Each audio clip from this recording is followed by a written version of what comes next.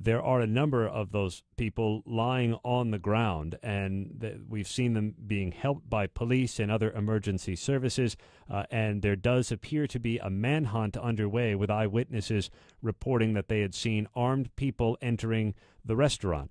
Spain's leading newspaper does say that the perpetrators of this van attack, as they put it, were seen being holed up in a restaurant. So we don't know whether there's now going to be some kind of barricade situation or what. But we're following with ABC News consultant Brad Garrett, formerly of the FBI. Brad, if it's in fact true that they now have these guys cornered, it does lead to some conclusions.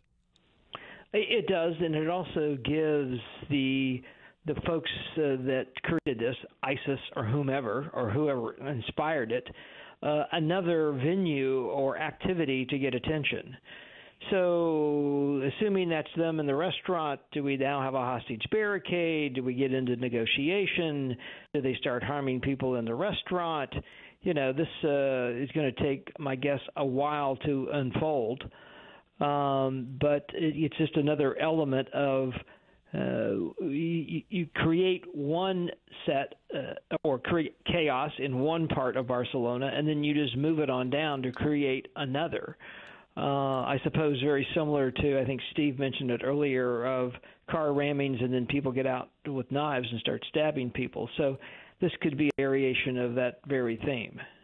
Brad Garrett, formerly of the FBI, now an ABC News consultant, as we follow developments out of Barcelona, where a white van has jumped the sidewalk and struck pedestrians. Exactly how many is not clear, but there are several injured officially, according to Spanish police. It is less clear whether there are deaths. A number of local reports have said that there are at least a couple of deaths in this, although those have not been independently confirmed by ABC News. We are also following reports from Spain's leading newspaper, which quoted unnamed police sources as saying the perpetrators of the crash were holed up in a bar nearby. No immediate police confirmation, but there's certainly a wide cordon around the area, and a number of pedestrians that have been told if they can evacuate, but more eyewitnesses who's told us that they have been told to stay put if in fact they do have the perpetrators of this van crash surrounded. Let me turn back to the foreign desk for a moment with ABC's Tom Rivers, who's in London and monitoring these developments with us. Tom, what do you know? Officers on the ground, exactly moving same, pedestrians, Aaron, moving locals, tourists parallel, away from the area. We've been looking at a variety of pieces of footage, which we can't put to air just now, but it does appear that whilst the police have suggested that at least 2 people have killed, at least 10 people have been injured as a result of the van crashing into pedestrians in that Las Ramblas area. Well, let's speak to Sophia Grant, who's a tourist currently in the Las Ramblas area. Sophia, thank you very much for being with us. Tell us, just describe to us what you're seeing and hearing at the moment.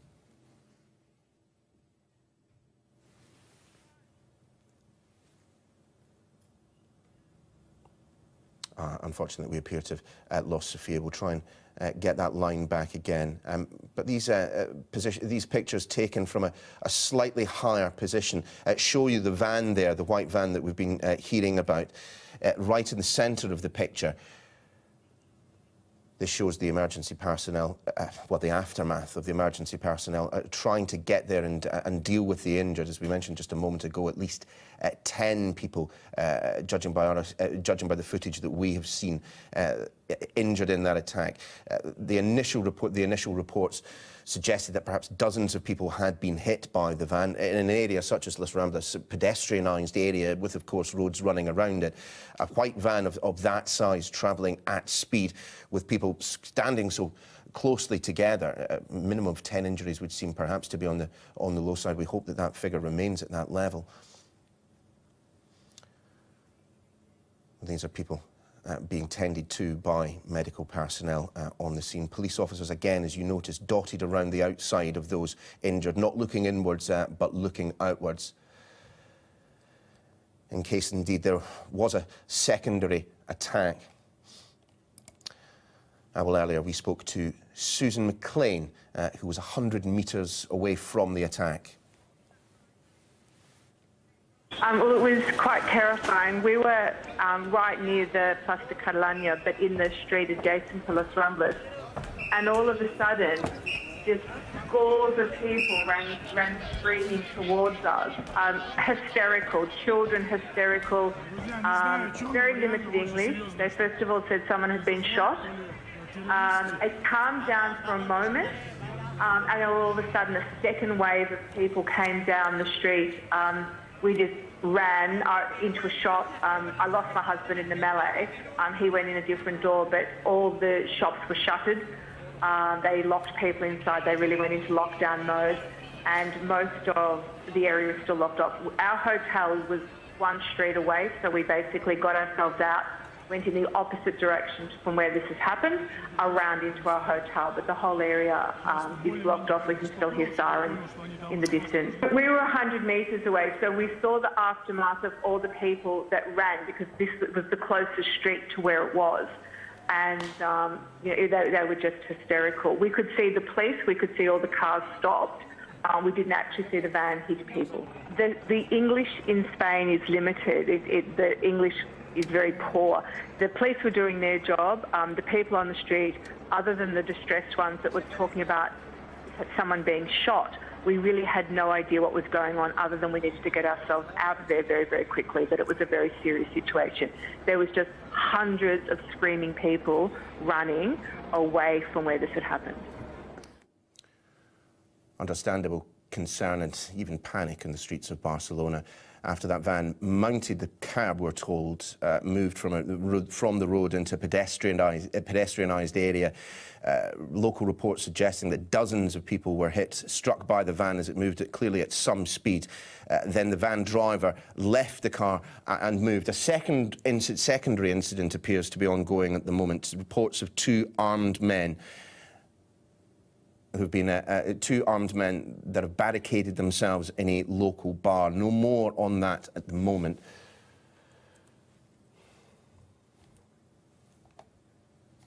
Well, we're joined, again, hopefully we are joined now by Sophia Grant, a tourist who's in the Las Ramblas area. Sophia, are you there? Yes, I'm here. Hello. Hi, Sophia. You're in Las Ramblas at the moment. Just describe to us what you're seeing. I was probably when that happened. I was walking to the plaza, and I was about 4 minutes away from it, next to the Museum of Contemporary Art. And there was a bunch of people running towards the museum from the plaza, and 5 armed police officers. And I thought this was a robbery or something like that. And I got to the museum. We were supposed to meet sometime. And basically I checked with her and realized there was an attack. And actually my friend's now there somewhere next to the plaza at the restaurant. We're supposed to leave the restaurant, but they don't allow people to leave yet. And so they're on the lockdown, but we can leave now in the museum, and people are leaving, but the exhibition is closed. And you can hear the helicopters everywhere and the police, and everyone is very nervous. Sophia, many thanks. I just want to bring our viewers some fresh pictures that we've just received of police on the scene. As you can see, this is the first time I'm seeing them with you, so please do bear with me. But quite clearly, armed police moving in formation there. You can understand why the person with the camera decided to move back. We have heard in just the last 30 seconds from Catalan police that they are searching for the driver of the car, the driver of the van, I should say, responsible for this attack. This does feel to me that this is just a clearing through a street. The first few officers that we saw there held their weapons in position. These police officers here, it appears, rather less concerned with firing a shot. We'll just take another look at that footage again, as the police officers at the top of your screen, they're urging locals, pedestrians, civilians to move out of the way. The police themselves moving down towards the ground floor position of where this video was taken from. But do look at the difference in pose between the first police officers that we saw holding their weapons in position, and then the officers that we see moving down the alley now.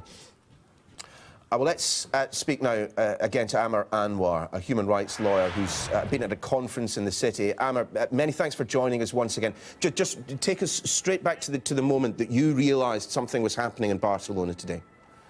I was about to sit down and have something to eat. The place was jam-packed with thousands of tourists and local people. It was so packed, decided that I would carry on, try and find somewhere quiet, which I have to say is pretty impossible in Las Ramblas because it's a beautiful summer's day, or it was, and it's thousands and thousands of tourists. And like I'd walked on about 5-10 seconds. The next thing is I hear a crashing noise. Then I hear screams, and it was almost like an avalanche. I just saw people. I turned around and looked, and people were running. I started to run. People in front of me started to run. Hundreds just started running down the street. People were screaming. What stands out to me was this woman who was screaming for her kids because she couldn't see them. And it was a young, I think it was a Bengali man who was running behind me. Eventually I came to stop about 10... Force do these attackers later, potentially have with them? Are we talking about handguns, suicide belts, other tools of destruction? And that's going to be the job of the first responding officers, and then ideally the negotiators who can understand the true intent of the remaining attacker or attackers to successfully resolve this. Is it potentially to pull in the police or to maximize additional casualties? You know, can we talk a little bit, guys, about the location, Spain, Barcelona? If anyone's familiar with Spain, they've had dealings with their own domestic terrorism. There's a conflict with about the Basque region up north. But, you know, I was sort of perusing their main newspaper, one of their main newspapers, El País, and came across an article basically suggesting that authorities were concerned about a terrorist attack taking place in Spain, that perhaps it was due, and that they were keeping track of about 1,000 people or so living in the country that were on their radar. Is this surprising that something like this would happen in Spain? I'll ask you first, Frank. You know, Anne-Marie, sadly, Spain was the target of one of the most bloody and deadly terrorist attacks in Europe, the so-called 3/11 attack back in 2004, where multiple IED situations on trains. So I think it was like 292 people died and many, many, many more injured. And the Ceuta region in particular. So they've had a bit of a radicalization problem for quite some time. They have very good counterterrorism efforts. They work very closely with the Moroccans in particular, since that's where the hotspot is.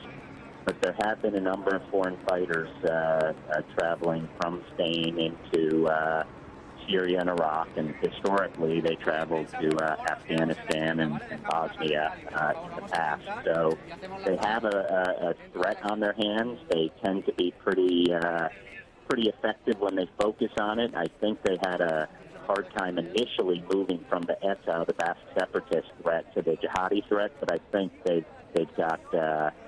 they're doing what they can from an intelligence perspective, and unfortunately, what they're facing in Spain is what much of Europe is facing writ large.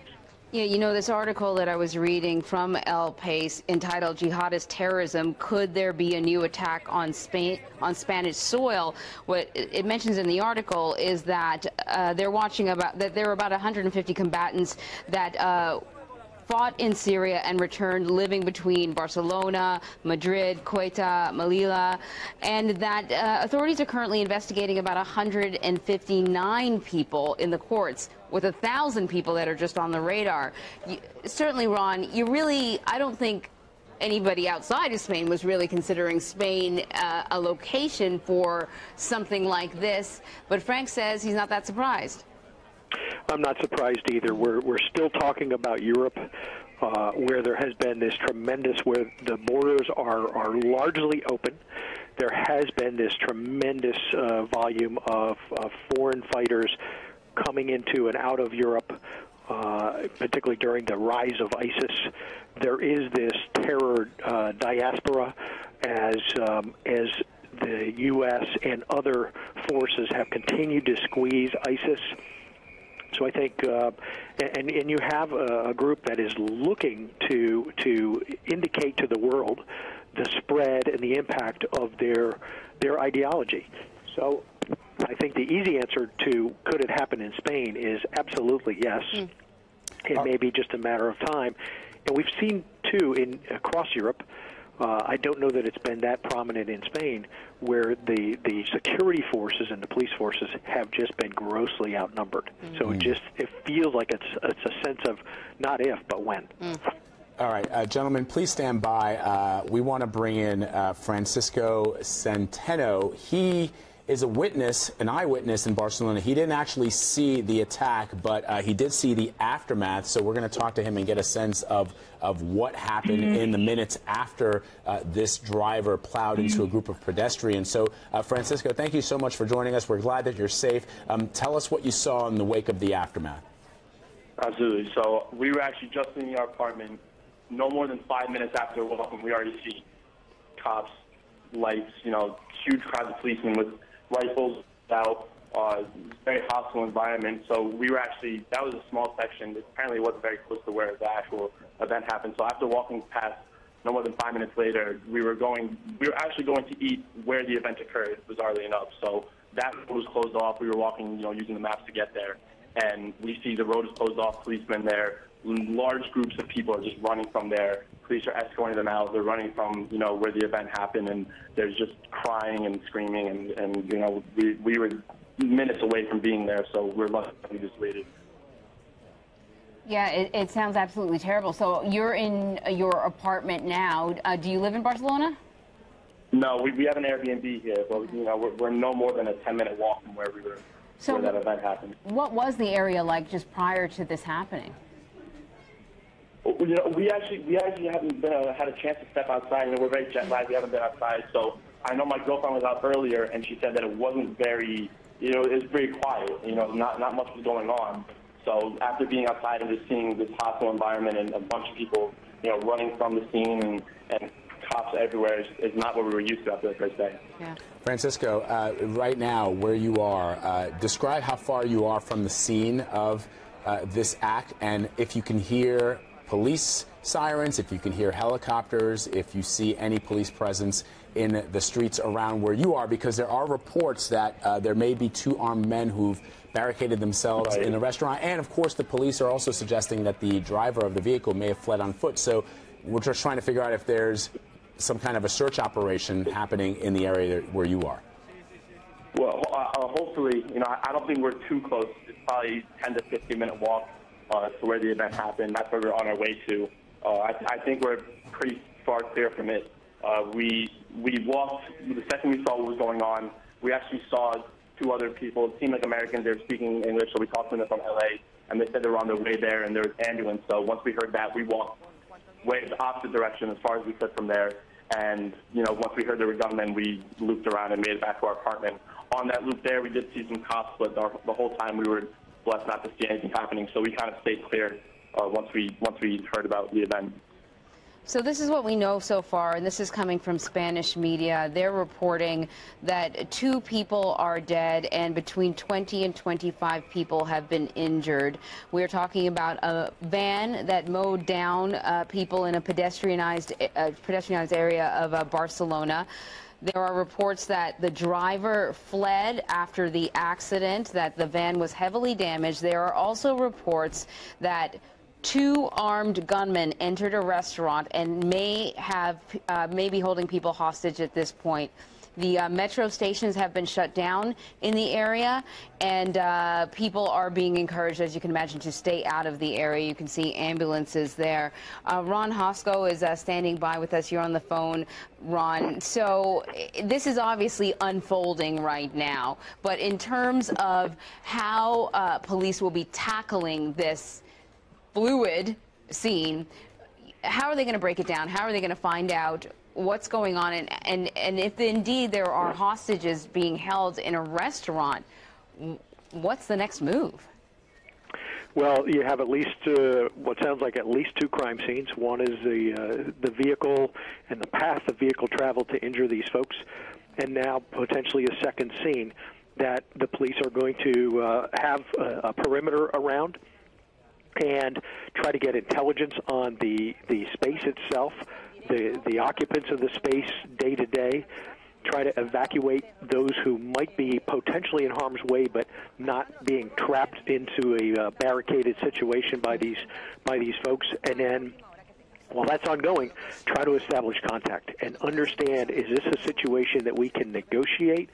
What do they possess weapon-wise? What do they want to do as far as do they want to negotiate, or is this strictly trying to mitigate a deadly standoff where these folks intend martyrdom and potentially more harm to individuals who are uninvolved, cars up and down. It's a big avenue, very commercial avenue, linking the beachfront to a big plaza above, and it's very.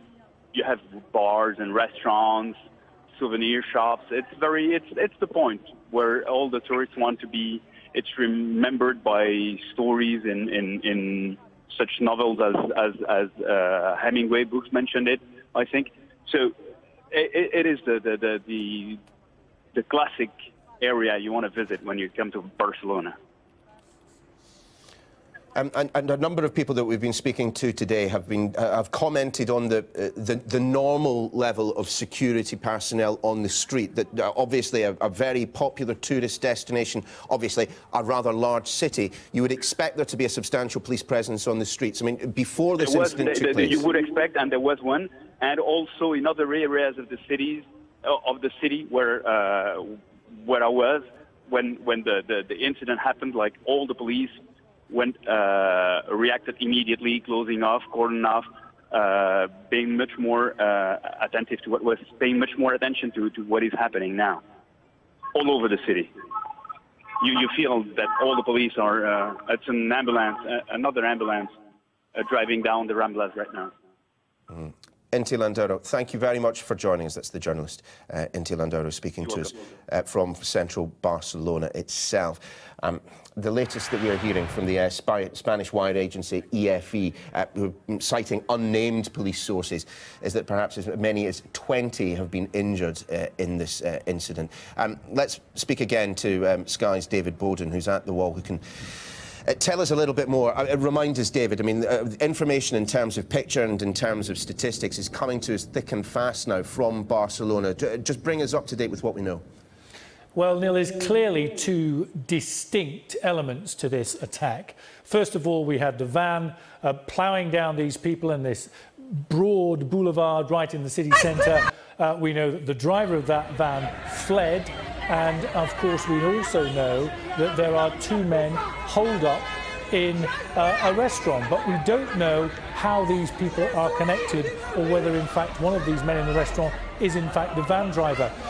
We have some pictures we've been showing you before of what are clearly armed police moving down an alleyway. And we are assuming that they are working on a tip-off, trying to move to find the driver, because clearly they know where the restaurant is, so they wouldn't have to be edging around looking for people. So they must be going to find where the driver has disappeared to. These are clearly armed, but they are not in full body armour, and there is some element of people just kind of wandering around, seeing what's going on. It's obviously, Neil, developing as we speak, but clearly this is a situation that is coming in 2 entire halves. It now looks as though we can see pictures of the restaurant itself. We don't know whether these are police going into the restaurant or police moving outside, shot from a restaurant.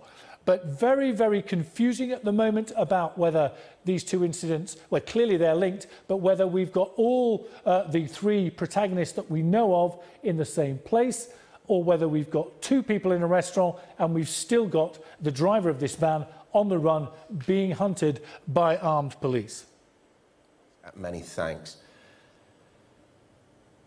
Well, in the past few minutes, we have heard from Catalan police that they have activated the protocols for such a terrorist attack, but they cannot confirm the motive behind the Barcelona crash. Let's discuss those protocols, what they may well be, with the former counter-terrorism head at the Ministry of Defence, Chip Chapman, who joins us now from Edinburgh. Chip, thanks for being with us. Talk us through what happens in the immediate aftermath of an incident such as this. A van mounts the pavement, ploughs into what appear to be dozens of pedestrians. What happens next? Well, the first thing the police want go through the 4 Cs. That's confirm, clear, coordinate, control. And that's when cease the operations of the metros in the area. So they want to sanitise both the area of the incident for preservation of evidence. And they also want to sanitise the cordon of where this significant second incident may be. Now, it's worth saying that 60% of reports are wrong, misleading or inaccurate of just after these attacks. So we have to be slightly careful about the second element at the moment. And that includes the number of deaths, because some of the reports we've had are of the van going at 80 to 100 kilometres an hour. You've got a 90% chance of being killed if a vehicle goes over 40 miles an hour. So what you normally would say is that the death toll, if it's hit significant numbers of people, will rise if it was going at any significant speed. Talk us through, just in a little bit more detail, the purpose of that sanitising operation. Quite clearly, the emergency services, police taking the lead, of course, have put in place a cordon, have moved everyone out of the area. I mean, first and foremost for safety, but you also suggested to preserve evidence. Yeah, and there's two things they're trying to do here. You've got two scenarios of if there are people out there. Firstly, if they're in a restaurant, you've got a seize and hold operation. That's actually a good thing from a security perspective, because they are not, in the worst case thing, that is shooting and scooting or mobile, be it with either weapons or with bladed weapons. So if you've got a contained situation, that's ultimately easier to deal with than a situation when people are potentially marauding, as I said, with either bladed weapons or firearms. Now, we haven't heard any firearms being discussed or any shots being heard, so that doesn't seem likely to me. It's not clear from the initial reports as well as if we've had a number of armed response vehicles as you have. Sorry, Chip, and in terms of the search operation that appears to be going on at the moment, we've seen a few clips now, we describe as UGC, user-generated content, people with their camera phones out essentially, showing a combination of what look like armed response officers and ordinary police officers moving through. What is the procedure that they will be following? We're just seeing a number of people with what look like automatic weapons moving through the streets. How do you proceed when you don't know who you're looking for or indeed where they might be? Well, of course, you've got a number of layers of different responses here. You've got the sort of Catalonian equivalent of the Bobby on the beat, and you've got those who are counter-terrorist trained officers. Now, the initial Bobby on the beat would be the ones who would be putting the cordon in around where the vehicle are. If there is a dynamic incident with people who are held up in a restaurant, that will be handed over to counter-terrorist, specially trained counter-terrorist officers commanded from the equivalent of, in the counter-terrorist command in London, a gold headquarters. So a significant headquarters, so you've got all the elements of the response coordinated. And from what you have seen, I mean, obviously, Chip, the last time we spoke was, I believe, in and around the time of the London Bridge attack, and there are clearly, if reports of a second incident taking place with armed individuals holding up in a bar or restaurant somewhere, I mean, there are clear parallels with it. From what you've seen of the Spanish response, what is your assessment of how effective they've been? Well, the Spanish response at the moment seems okay, but of course we've only had half the incident, really, if there is this second one to go. So it's judging by what the outcome is, not judging by what happened from the first event. Now, the emergency services response seems to be pretty good at the moment, but we'll have to look at, when we cross the finish line, what the situation likes there. That's when we determine what the success or failure of the overall operation will be. Chip Chapman, many thanks for joining us once again. We appreciate it. Just some updates for you. The Foreign Office, we're told, have updated their travel advice for Spain. This advice, as always, you can find on their website. But the Foreign Office have said this, that the Embassy in Madrid and the Consulate General in Barcelona are in contact with local authorities and urgently seeking further information following reports of the incident that we're describing to you at the moment. Local authorities have advised people to stay inside and stay away from the Las Ramblas area of the city. There was similar advice from the State Department in the United States. They say that they are closely monitoring events in Barcelona. They urge Americans to stay away from the area and, importantly, update family and friends with their whereabouts. Let's bring in David Bowden once again. And that comment from the State Department, there must be any number of American tourists in Barcelona at the moment. The State Department recommending they stay indoors for obvious reasons, but also that they make contact with their family and friends to let them know that they're safe. Yeah, I mean, you need to get as many people as you can out of the area. Clearly, there will be people in every country across the world bombarding their equivalent of the Foreign Office saying, look, what do I do? My uncle, my aunt, my mum, my dad is over there. So they've got to get this message out. Basically, it is, of course, if you are in the area, then get out of the area. And if you can't get out of the area, then get inside, get out of the way of potentially what might happen next. Let's have a look. Clearly, we're talking about Barcelona in the northeast of Spain, and specifically Las Ramblas, this big kind of central boulevard that bisects the entire city. It's wide, it's got one lane of traffic at one way up the other, but the centralized bit is pedestrianized, kind of cafe society, lots and lots of people, lots and lots of tourists there at this time of year. And of course, what we know is that this van, this white van, ploughed into dozens of people, we're told. We're told that there are at least 2 people who have died. That could, of course, increase. We know there are a number of injured people, probably a couple of dozen.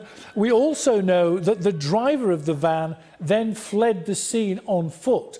Then we have something that appears to be happening sequentially and almost in parallel. We're told that there are 2 terrorists, that's how they're described by the Spanish authorities, entrenched in a restaurant. And we don't know whether they are simply taking refuge, but as we look here in the screen, you can see that we have police officers armed, moving in, and what we think they are trying to do is locate the van driver. You can see that these guys are armed, they've got some body armour, but they are not in full gear. So they're obviously not specialist officers who've been brought in. They are people who are around, obviously the equivalent of bobbies on the beat, moving in, trying to find out where this guy has fled to and whether or not he's directly linked with these people in the restaurant. We have heard reports that there have been shots fired, but nobody knows whether that's true, and nobody seems to know who is firing at who. So at the moment, what we do know is that 2 people died having been run over by this man in a van. We know he has fled and is now being tracked down by the local police, and we have 2 armed men in a restaurant. And everything else is conjecture right now. We have seen throughout the time we've been talking about this, various vehicles at high speed speeding down this road past the police roadblocks. It is fair to assume these are specialist units, security units, moving into place. And of course, as we were hearing from Chip Chapman earlier, what they need to do is get a handle on this. Somebody needs to take control. Somebody needs to be in command so that everybody knows what's going on. They have all the intelligence coming to one area, and somebody can decide what's going on in that restaurant now. Are they a direct threat to the people in there? Are they simply hiding down there? Is there any way they can get them and their weapons out of that restaurant without anybody else getting hurt? That is the dream scenario for the security forces. Everything that happens after that potentially puts people at risk. Neil. David, many thanks. Well, we are still yet to hear any official word on the death toll, the number of fatalities. However, El País, one of the largest daily newspapers in Spain, they have confirmed, their sources confirming 3 fatalities. 3 people have died as a result of what happened. We're also hearing from El País sources that one of the attackers appears to be holed up in the bar. Or indeed, the latest that we have heard, we are hearing, and this is single-sourced from Cadena Ser Radio, local radio station. They say that they are citing police sources.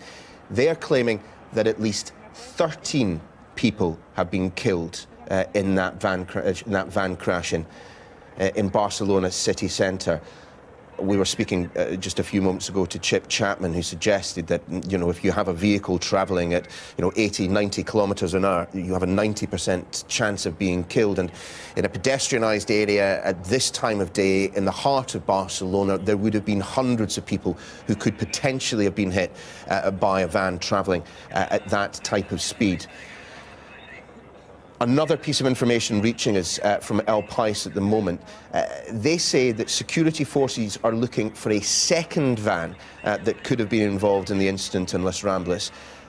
They hypothesise that a Fiat-branded van, the one that we've seen hit dozens of people in the middle of Barcelona, then the driver and a second occupant have fled, but they may well be looking for another van. Now, that may in part explain why reports of 2 individuals holding themselves up, 2 armed individuals have holed themselves up in a bar in another part of Barcelona. I wonder if we might just return to David Bowden just once again and discuss these latest snippets of information.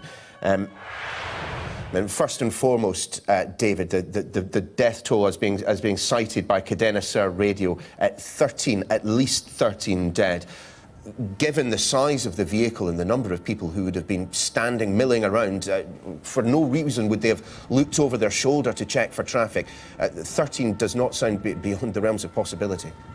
No, it doesn't. And of course, what has happened in the time we've been talking about this and the time we've been reporting this story, that a number of those people who were perhaps badly injured will have been taken to emergency departments, will have been receiving treatment, and many of those dead, if indeed it is 13, may in fact have died in hospital, been declared dead once they got to hospital, died from their injuries. The early reports of at least 2 dead coming literally minutes after this attack began, and clearly people assessing on the scene that these 2 people had died there and then. There will then have been a whole load of other people taken in ambulances to hospitals for treatment, and it now looks, if we are to believe this local report, which is claimed comes from the police, that 13 people have died. I suspect some of those died in hospital from their injuries. But we now seem to be getting a bit more of a fuller picture about these 2 men entrenched in the restaurant. It looks as though that what has happened is that the van driver is one of these 2 men. At one point, there was the possibility there were 3 men, 1 who fled and was being hunted down, 2 who were entrenched in the restaurant. It is now, from police reports, looking as though there are only 2 men in the restaurant and only 2 men that we know about involved in this attack at the moment. But as you were talking about earlier, Neil, there are reports of a second van. Now, is that simply to get away for the 2 people who are now holed up in the restaurant? Was it supposed to be part of a second attack? Is there anything in that van that the security services need to be mindful of? They will be cordoning that off, looking, going close to it with a robot, I suspect, because we don't know what's in it. There could be explosive in it. We can only conjecture at this point, but what we can be sure about is that we now have a major terrorist incident in another European city in a year when there have been many, many major terrorist incidents in cities across the continent. It looks as though now that we're getting more activity with police vehicles coming and going. The area clearly a lot more sterile than it was when it all started. People who were in that area now being moved away, and we can see that there are police vehicles right in the heart, small alleyways here, people being moved out of businesses, cafes, even homes in the area, to make sure that if this turns into any kind of running battle between the men in the restaurant as they try and perhaps make a break for it, try and outrun the police, we could end up with shots being fired in the open on the streets. And the last thing that the police, the security services want to have is people getting hit by stray bullets as they try and bring this to a close. So they need to get as many people safely out of the area as they can, and they need to get everybody else indoors, windows, doors battened down, so that they can't get these people into other areas. They need to keep them in the restaurant, they need to keep them pinned down in the restaurant, and they try and get them out of there safely. At the moment, if we assume that the restaurant is surrounded by police, then it's pretty clear that at the moment the situation is relatively contained. What the police and the security service need to do is make sure that continues. They do not want this situation spilling back out onto the streets where potentially more people get hurt, Neil. David, thanks very much. Well, as David just mentioned, there, police and other security personnel were very keen on is making sure that people left the area or moved off from the streets inside. One of those, Mel Higgins, is a tourist who's been visiting the city, and we can talk to them now. Mel, thanks for being with us. You yourself were about a couple of streets away from the van crash and found yourself barricaded inside a shop, I'm told. Yes, that's right, yeah. So I was with my two daughters and we were walking down the Paseo de Gracia, which is sort of parallel and one up from the Rambla, when suddenly just people started running towards us, screaming and shouting, "Run, run, run." So, I grabbed the two girls and there was an orange phone shop was open. We ran inside and they locked the doors of the phone shop, and we just all waited there for, I suppose, probably about 20 minutes. And then it seemed very calm out on the street. And obviously the people working in Orange were in touch with the police, and the police said, just stay there for now. Then about 20 minutes later, they said we could leave, and we were just about to leave when people started running again and screaming. And they said, everyone back in. So we went back inside. At this point, they shut down the shutters, and they told us to all go upstairs. And we all went upstairs, and we were there for about 20 minutes, just sitting there waiting. And, we could see everyone out on the street, and they looked quite calm by then, actually. And then, after about 20 minutes, they said, OK, the police have said, everyone, please just go home now. Just go straight home, go home as quickly as you can. And that was it, really. So Mel, where are you and your daughters at the moment? Have you managed to get away? Yeah, so we met up with my husband because we were a little bit worried because he was somewhere else, but by phone we contacted him. It worked out he was okay. Met up with him and then just walked. It was probably about a 25-minute walk home in the opposite direction to where the incident was.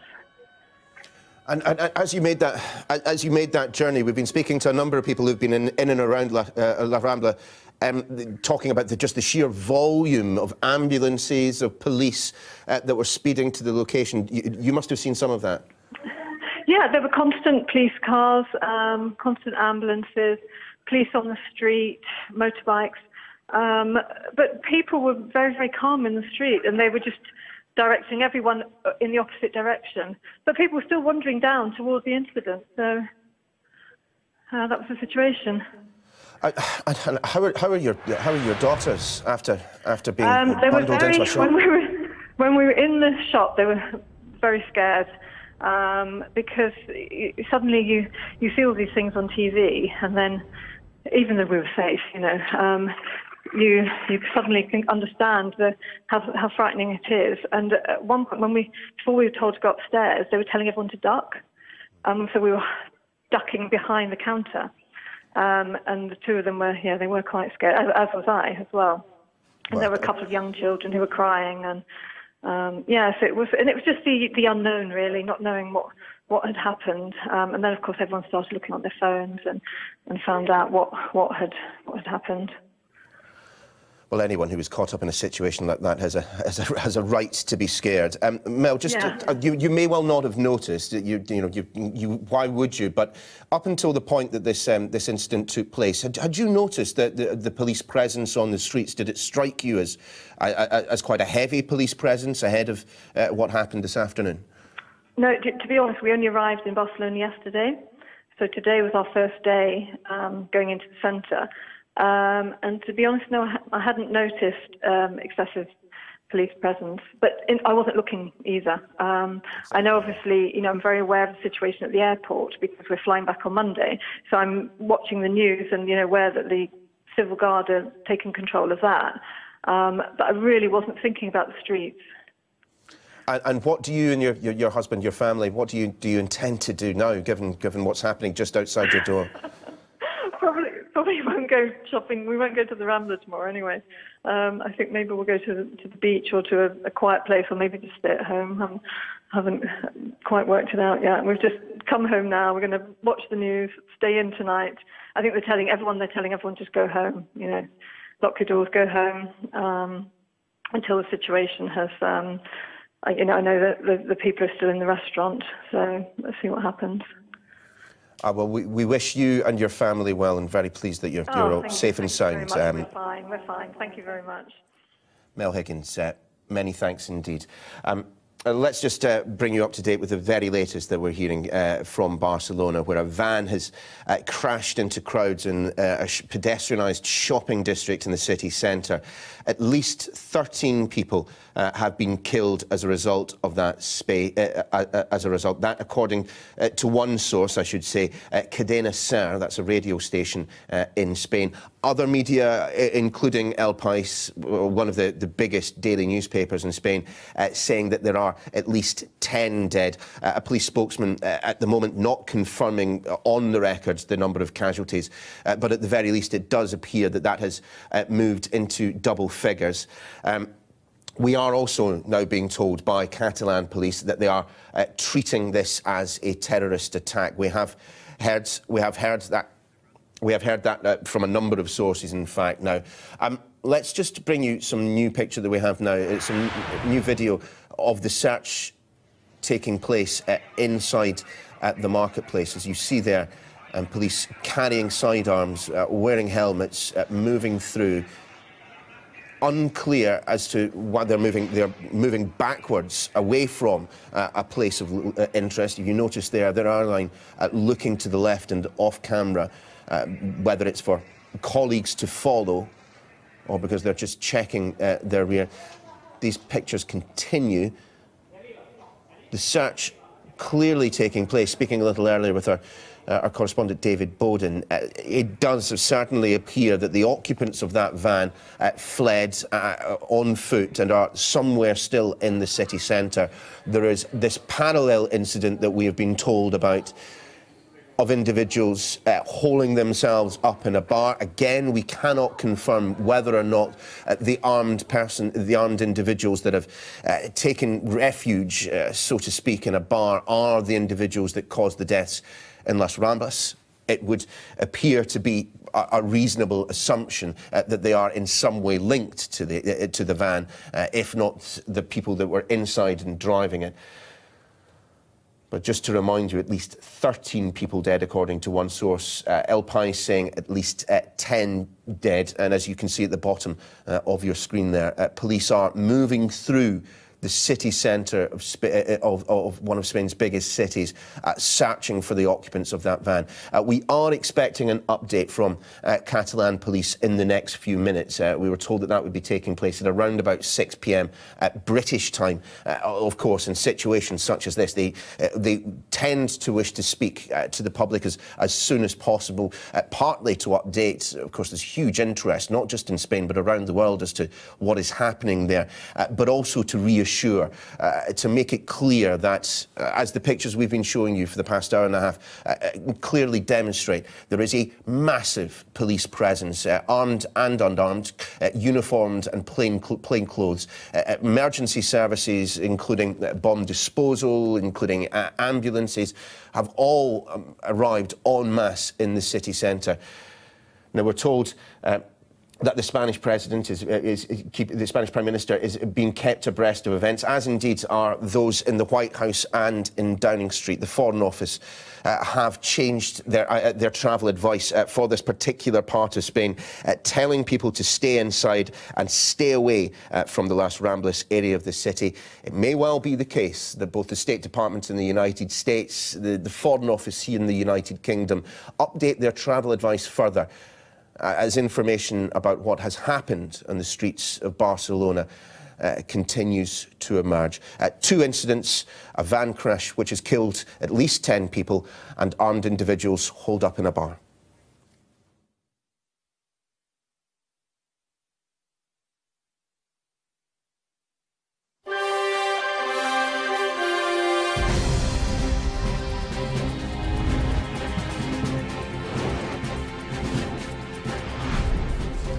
You're watching Sky News at 6 o'clock tonight. Breaking news from Barcelona. A van has ploughed into crowds of tourists and residents in the heart of the city. At least 13 people have been killed, many more injured in what police are now treating as a terror attack. There are reports that 2 men are now holed up in a bar in the historic Las Ramblas district where the attack has taken place.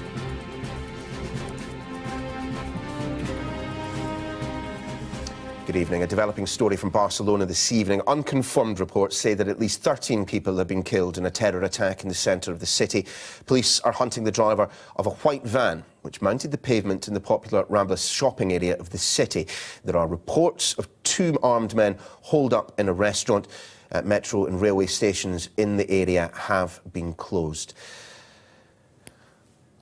Well, this is the map. This shows you the location of the Las Ramblas district in Barcelona, close, very, very close to the coastline. Well, we're joined on the line by Will Geddes, a security expert who is, in fact, in Barcelona. Will, good to speak to you. Tell us what you've been hearing. You're in Barcelona yourself at the moment. I am, Neil. Yeah, where I am right now is at the bottom of Las Ramblas. As you can hear with the sirens, there's just been an added spike of activity by the authorities. The cordon was running at the very south end of Las Ramblas by the Columbus Monument. They've now moved and pushed everybody back even further, and there are more emergency services turning up. Now, from local sources that I'm speaking to right now, there are various reports coming through, as yet unconfirmed, of 13 dead, but also a siege situation which is still occurring. Again, as you know, a lot of these initial reports can be inaccurate, so we'll need confirmation. But it's believed that of the 2 men in the siege situation, one of them is the driver of the van that carried out the initial attack. Will, give us your assessment of the way in which the Spanish authorities have responded. Well, at the moment, they're trying to keep it as relaxed as they possibly can. I mean, the plainclothes officers that are dealing with the members of the general public, and Las Ramblas is, if you like, the Piccadilly Circus of Barcelona. It's full of tourists. It is very much a tourist-concentrated area. There's an awful lot of people. I was up here at lunchtime today, and obviously the authorities are doing their best to try and not panic the locals or, for that matter, tourists that are in the immediate vicinity. We were speaking a little bit earlier to another security expert who was describing the purpose of this cordon that clearly is in place at the moment. First and foremost, of course, getting people to safety, getting them out of harm's way.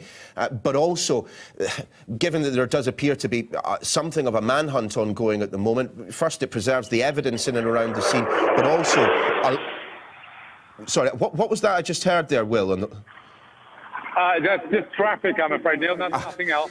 Thank goodness. Sorry, Will. But just again, this cordon that's in place at the moment, partly to get people to safety, partly because there's a manhunt, partly also to preserve the scene for any evidence. Just talk to us a little bit about that. Well, absolutely. You know, your previous guest was absolutely right. The most important thing is to preserve evidence, but also to contain the situation, especially if it's still live, or they can't confirm that they haven't entirely contained, if you like, in terms of the potential suspects. Now, at the moment, obviously information is going to be somewhat foggy until they can determine how many people were involved, how many perpetrators, do they know and have they accounted for where they are, and whether they can control them in that area and stop it evolving into what is probably the most feared type of situation, obviously, in terrorist circles right now, which is a multiple or series of attacks that could take place in other locations. Well, I was sitting in this very chair when a very similar incident occurred in and around London Bridge and Borough Market. It does feel that we are seeing this type of incident with increased frequency. Is that the case, or are we just focusing on it rather much more than we did in the past? Is this a new tactic that's increasing in frequency or not? Well, it's not especially a new tactic. I mean, we saw similar types of attacks being carried out in Mumbai many years ago. I think it's almost 10 years ago now. In terms of obviously the delivery or using a vehicle as a platform for delivery of attack, as we've seen with Borough Market, Nice, Berlin Christmas Market, and now here in Barcelona, this is a very easy way for a terrorist to carry out a devastating attack, particularly in a open area where there's a number of pedestrians that are concentrated in that area. And Las Ramblas, if viewers see it, obviously on Google Maps and Street View, you'll see it's a very, very small, narrow road in many regards. And therefore, you've got lots of people in that area. It makes it very easy for them. And as we know with the terrorists, they'll always look for the path of least resistance and the easiest way to carry out the most devastating attack. Simply put, in a city such as Barcelona, in a city such as London, unless you pedestrianise the entire thing, unless you ban traffic from entering, it is impossible to guard entirely against incidents such as this, isn't it? Well, to a degree. I mean, certainly vehicle mitigation measures, as we're seeing right across London, for example, and other cities in the UK, are making it increasingly difficult for this type of attack to take place. I think what we have to accept, and unfortunately acclimatise ourselves to, is that we will see more of these concrete blocks on bridges in sort of busy, populated areas, shopping areas, which again are there to protect us, obviously, against this type of attack, because unfortunately, whilst vehicles are always going to be allowed on the road, they're always going to potentially be a vulnerability to be exploited. Another aspect of a city's preparedness for situations such as this is having their officers, is having their police officers, is having their ambulance personnel, having their armed and unarmed officers trained. We're told that protocols were followed. It is clear that there was a plan in place in Barcelona to respond to an incident exactly like this. Yeah, absolutely. From the reports I'm receiving here locally, Neil, their actions were pretty immaculate, and they have been rehearsing like other counter-terrorism agencies and forces around the world. They've been rehearsing for these types of incidents. Now, in terms of its location, Barcelona is a challenging environment to protect against this type of attack. I mean, coming to the Las Ramblas location, walked along the beachfront from my hotel to get here, which is the quickest route for me. And everybody's out on the beach. It's a very open area, so there are lots of different places that those with malintent could potentially choose to attack. So what, in your mind, will the protocols be for what happens next? The priority, of course, is to find those responsible. But in the immediate aftermath, there are always concerns about secondary attacks. We should expect to see a security presence on the streets, a beefed-up security presence on the streets of Barcelona for some time to come. Absolutely. And I mean, and in terms of the Spanish authorities, they're very well versed and experienced, as we are in the United Kingdom, in dealing with terrorism, having had many years dealing with ETA, the Basque separatists. So again, they have a heritage of good counter-terrorism capabilities. And I think there will be, if only to provide reassurance for the many foreign visitors that are in town right now, an increase, as you say, in uniformed police presence and Garda vehicle patrols. But I think, again, it's going to be reassuring the local populace as well that they have a grip of the situation as best they can. Will Geddes, many thanks for joining us. We'll speak to you again, I'm sure. Just a couple of bits of information to update viewers with. We were reporting a little bit earlier on that there was a search perhaps for a second van involved in this incident, whether that was involved in transporting the individuals responsible or for some other purpose, we do not know. A second van has been found some 40 miles from Barcelona, that according to TV3. And of course, Barcelona Football Club, the beating heart of this city, they have been commenting on events on Twitter. They've said this: deeply saddened by the attack on our city, all our thoughts are with the victims, their families, and with the people of Barcelona. The very latest that we are told is that at least 10, perhaps as many as 13 people have died after a van crashed into pedestrians in a pedestrianised marketplace in the city. We're also told that those inside the van fled on foot, and there does appear, from pictures that we've seen of armed police, not simply armed with sidearms, but armed with what appear to be rifles, moving through the city. There does appear to be something of a manhunt underway. Donald Trump, of course, himself, we're just hearing from the White House, has been alerted to the unfolding situation in Barcelona. Well, let's return to Las Ramblas and speak to Jim Kent, who's from Barcelona City FM. Jim, can you hear me? Oh, yes, I can. Jim, just bring us up to date with what you have seen, what you have heard in and around Las Ramblas today. Okay, so we were at the base of Las Ramblas, so we are backwards to the Mediterranean, looking up the Las Ramblas. When we arrived 20 minutes after the incident. It was pretty deserted of the many thousands of people that would normally be there. We heard from an eyewitness that confirmed it was a white Mercedes transit van that had driven approximately maybe 150, 200 metres down Las Ramblas, down the pedestrianised part of the centre. And then initially, well, you're as up to date as we are on the number of fatalities.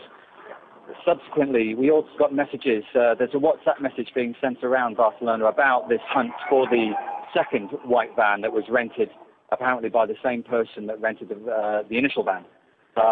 And that message has been distributed on now Spanish media as well. At the base of Las Ramblas, where we are, there was at least maybe 8 or 9 ambulances that are waiting, with a team of maybe 40 paramedics. Not clear what they're waiting for. But they were not rushing to attend injured. It seems as though they had another objective, or maybe perhaps just being prepared for the worst. In terms of the people running away, as you mentioned, we also heard stories of the 2 people running away. The hostage incident, that's currently a little bit unclear what was happening. That's at the other end of Las Ramblas from where we are, so I can't provide any other insights into that, other than to say we understand that the manhunt is continuing for the perpetrators. Just describe for us, if you can, I mean, how busy would that pedestrianised area have been? Where we're hearing from Catalan police, 32 people have been injured, 10 of them seriously. I mean, that, in any town centre, that would be a significant number, but it would appear that there must have been hundreds of people milling around this particular part of Barcelona at that time. Correct. There would definitely have been hundreds of people. So, in fact, in some ways, maybe 1 or 2 small mercies that it wasn't worse than what you're describing there.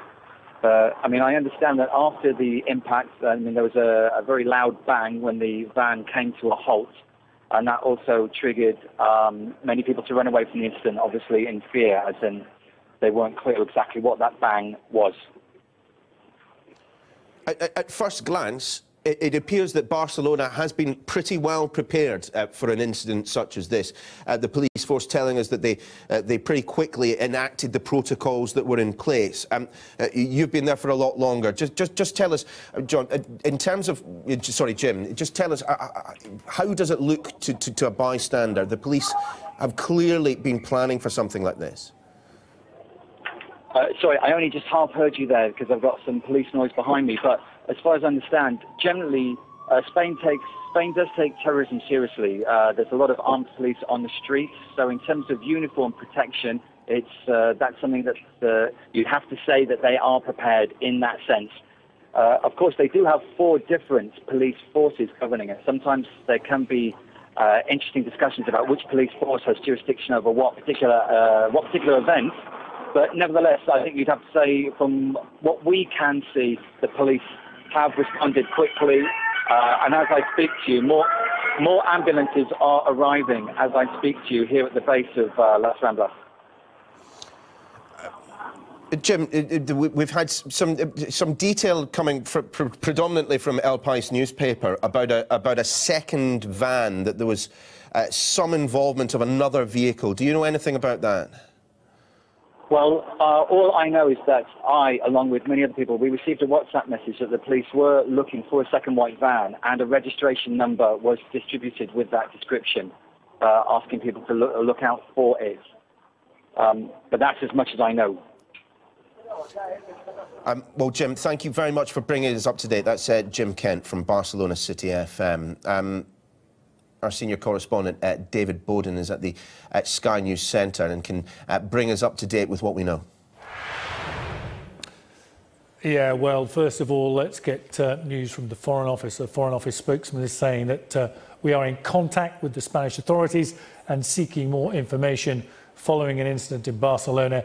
Anyone in the area should follow the advice of the emergency services. Now, let's have a look at what we know about this incident so far. Clearly, we know it was in Barcelona. It happened at about 4:30. Police confirmed there was a massive crash. This is UK time in Barcelona, as we see there. If we move in, it was the Las Ramblas area. We know it's this huge boulevard that kind of moves right through the city, largely pedestrianised, lots of tourists there at that time. We had reports immediately of people killed and injured, and the numbers of dead and injured has gone up and down as the afternoon has progressed. Then we have police were calling the incident a terror attack. It took a while because at first there was always the semblance that it might just have been a horrible, horrible accident. That quickly was dismissed, and then shortly after 5 o'clock it was gunfire reported near the market. Now there is the La Boqueria market. We don't know who reported it, who it was supposed to be firing, and who they were firing at. What we do know is that police have been moving through the market in the last hour or so, presumably checking whether or not there are any people holed up there. You'll see them moving through, the front team obviously pointing frontwards, and then the others watching their back, because we know that there are 2 men holed up in a Turkish restaurant. Now, we're told they're armed. We don't know whether or not they have discharged their weapons at all yet. We don't know whether they are hiding from the authorities or they are threatening the hostages that they presumably have in this restaurant. What we do know is that there are probably only 2 people. One of them is the man who fled from the van. The other is presumably his accomplice. That's what we know, but it's clearly unfolding as we speak. Clearly, the police getting more and more of an angle on this as the time progresses. But it looks as though they have been evacuating the area so that if this thing goes really ugly and they end up in a firefight with these 2 armed men, then at least there are fewer people in the area potentially to get caught up in it, Neil. David, many thanks. Well, as we look at live pictures looking down towards the incident that took place, well, what must have been a couple of hours ago now, in which 32 people have been injured, and it would appear several people have been killed. Let's once again speak to Mike Mawhinney, works here at Sky News. He's at the scene and joins us now on the line. Mike, just bring us up to date with what the mood is like where you are in the immediate aftermath of such a bloody incident. Well, it's pretty calm at where I'm standing right now. The police seem to be a little bit relaxed than what they were before. Obviously, a lot more police have moved into the area. The specialist police teams have just pulled up in the last 20 minutes, unloaded a lot of kit, and they look like the type of teams that will certainly be clearing buildings or dealing with the siege situation. There's K9 on the street, and that's clearing the immediate vicinity on the Las Ramblas itself, and then a number of side streets. The side streets that run up the Las Ramblas are very tight, very narrow, and you have a number of people locked in their shops, restaurants, and their own buildings. But they are still hanging off their balconies and getting a bird's eye view, which has been allowed, and it means that the police seem to be relaxed in some manner about the situation. Mike, you mentioned some specialist officers arriving with the sort of kit that you could clear buildings with? I presume you're talking about the type of stuff that you would see here being carried by armed response officers. Yes, definitely. I mean, obviously, the person you're speaking to earlier was mentioning a number of, bodies of the police force here in Catalonia, and this team turned up, and obviously it's a very different unit, very professional looking, and they moved up quite quickly up one of the side streets. I'm about a block and a half from Plaza Catalonia, and they seem to be concentrating on a number of blocks just out of my sight as you look sort of north from, with your backs to the sea. They've reappeared at the moment, just right now as I speak. They seem to be organising other equipment, and who knows what's going to unfold. Just before I came on here, there was a number of people were pulled off La Rambla, a lot of bystanders and eyewitnesses, very distressed, people that were involved directly in the incident, maybe related to people that were injured, and they were escorted by the police and the ambulance services away off Las Ramblas and taken to a safe location. Mike, for viewers that are just tuning in, give us an idea of just how quickly police and other emergency services arrived on the scene, and how quickly this cordon, this evacuation of the area was managed to be achieved.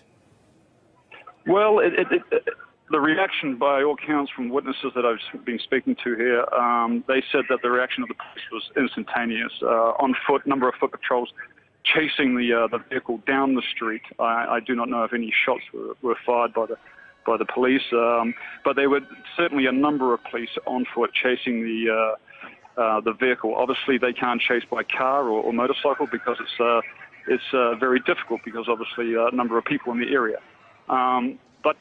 But their reaction was very quick, and sorry, I'm just getting pushed away by the police. Hold on. Sorry, mate. There we are. So their reaction was instantaneous from all accounts. They have responded by putting a lot of people on the street and creating a number of layers and a number of cordons around La Rambla to prevent any bystanders getting in the way. Mike, just again, for people who don't know the area, describe to us just how busy this place would have been. I mean, Barcelona, of course, a tourist destination, but it wouldn't just have been tourists milling in and around Las Ramblas. Oh, no, it is August, so a lot of people are away on their summer vacation, a lot of residents are away, but there's a lot of tourists coming into the city now. There's been a massive increase of tourism, and it's a very popular thoroughfare for tourists to walk and wander, and then a lot of shopping areas off to the sides on both sides. So it is a really busy area. It's in fact an area that you actually, you struggle to walk through because the amount of people that are just moving in this area. So anything that's moving down that area, any fast-moving projectile like a motor vehicle, is certainly going to cause a hell of a lot of damage. Mike, many thanks. We'll speak to you again a little bit later this evening. Of course, London, not that long ago itself, experienced a terror attack, the likes we appear to be witnessing in Barcelona. Sadiq Khan, the Mayor of London, has tweeted this: "My thoughts are with the victims of this barbaric terrorist attack in the great city of Barcelona and with their brave emergency services." Sadiq Khan, the Mayor of London, continues, "London stands with Barcelona against the evil of terrorism." Certainly in the immediate aftermath of the incident in the British capital, there were expressions of solidarity from around Europe and from further afield after there was an incident on London Bridge, then very quickly moved into Borough Market. It does appear that the Spanish emergency personnel have been preparing for an incident such as this. It is a city in the heart of the summer, a popular tourist destination. You would expect there to be a significant police presence on the streets, as indeed there is here in London. But additional personnel, ambulances, bomb disposal, all managed to make their way to the city centre in a matter of minutes. Some of them, it would appear, in just a handful of seconds they arrived, began that process of cordoning off this particular part of Barcelona and moving people out of it. Let's return, shall we, to David Bowden, who's at the screen, and just again, David, try and focus for a moment on what we know about these two separate incidents. The incident, the first, of course, that group that was struck, that group of pedestrians that were struck but then the occupants of that particular van then moved on pretty quickly. Just bring us up to date with what we know. OK, so this all started at about 4:30 UK time, when we found that there was what the police in Barcelona described as a massive crash. Then it wasn't described as a terror attack. Shortly thereafter it was. We can see Barcelona there, right on the coast. As we move on, we'll see that we can go right down into the area where it happened, Las Ramblas, this great boulevard through the city, which is largely pedestrianised, though there is one carriageway each way for vehicles coming and going. Clearly that is how this van, which we believe was a transit type van, minivan type thing, crashed into all these people. We then got reports that people were both killed and injured. So this was clearly a mass attack at the time, and very shortly thereafter the police described it for the first time as a terror attack.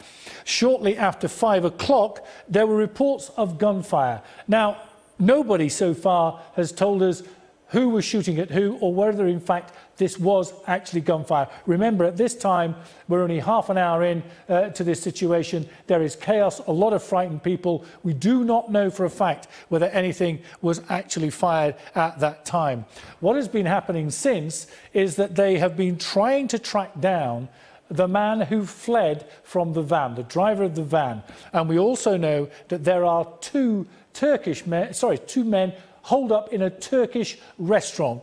Now, police clearly will have their eyes on that, trying to find out what their intentions are. Are they simply sheltering there to get out of the way of the security services and have hostages, or are they in the throes of committing further atrocity? We can see from this vision here, which is from the minutes after the attack itself, that people were being moved from the area because, of course, whilst the place is now swarming with security personnel, the last thing they want is for people to get trapped quite literally in the line of fire if they start to having to move in on this restaurant, or if these two men come out either with hostages or make a run for it and there is a shootout. So a lot of chaos in the initial aftermath. It now seems to be much more organised, and two separate things going on. We have got police clearly working on the crime, the terror incident, if you like, but also a lot of people moving pedestrians, locals, shopkeepers out of harm's way, away from the area, so that the police can then move around and try and get an assessment of whether this situation is simply a siege down, they're going to have to sit it out for hours, potentially, or whether or not they're going to have to move in and bring it to a close. All of those things being dealt with by senior officers at the scene. Meanwhile, the area itself, hopefully by now, largely clear of pedestrians, of tourists, of shopkeepers. Either they will have been taken to safety, or if they are too close to the restaurant, they will be told, stay where you are, close the doors, close the windows, get away from the doors and windows, and stay in the middle of your building, and we will take it from here.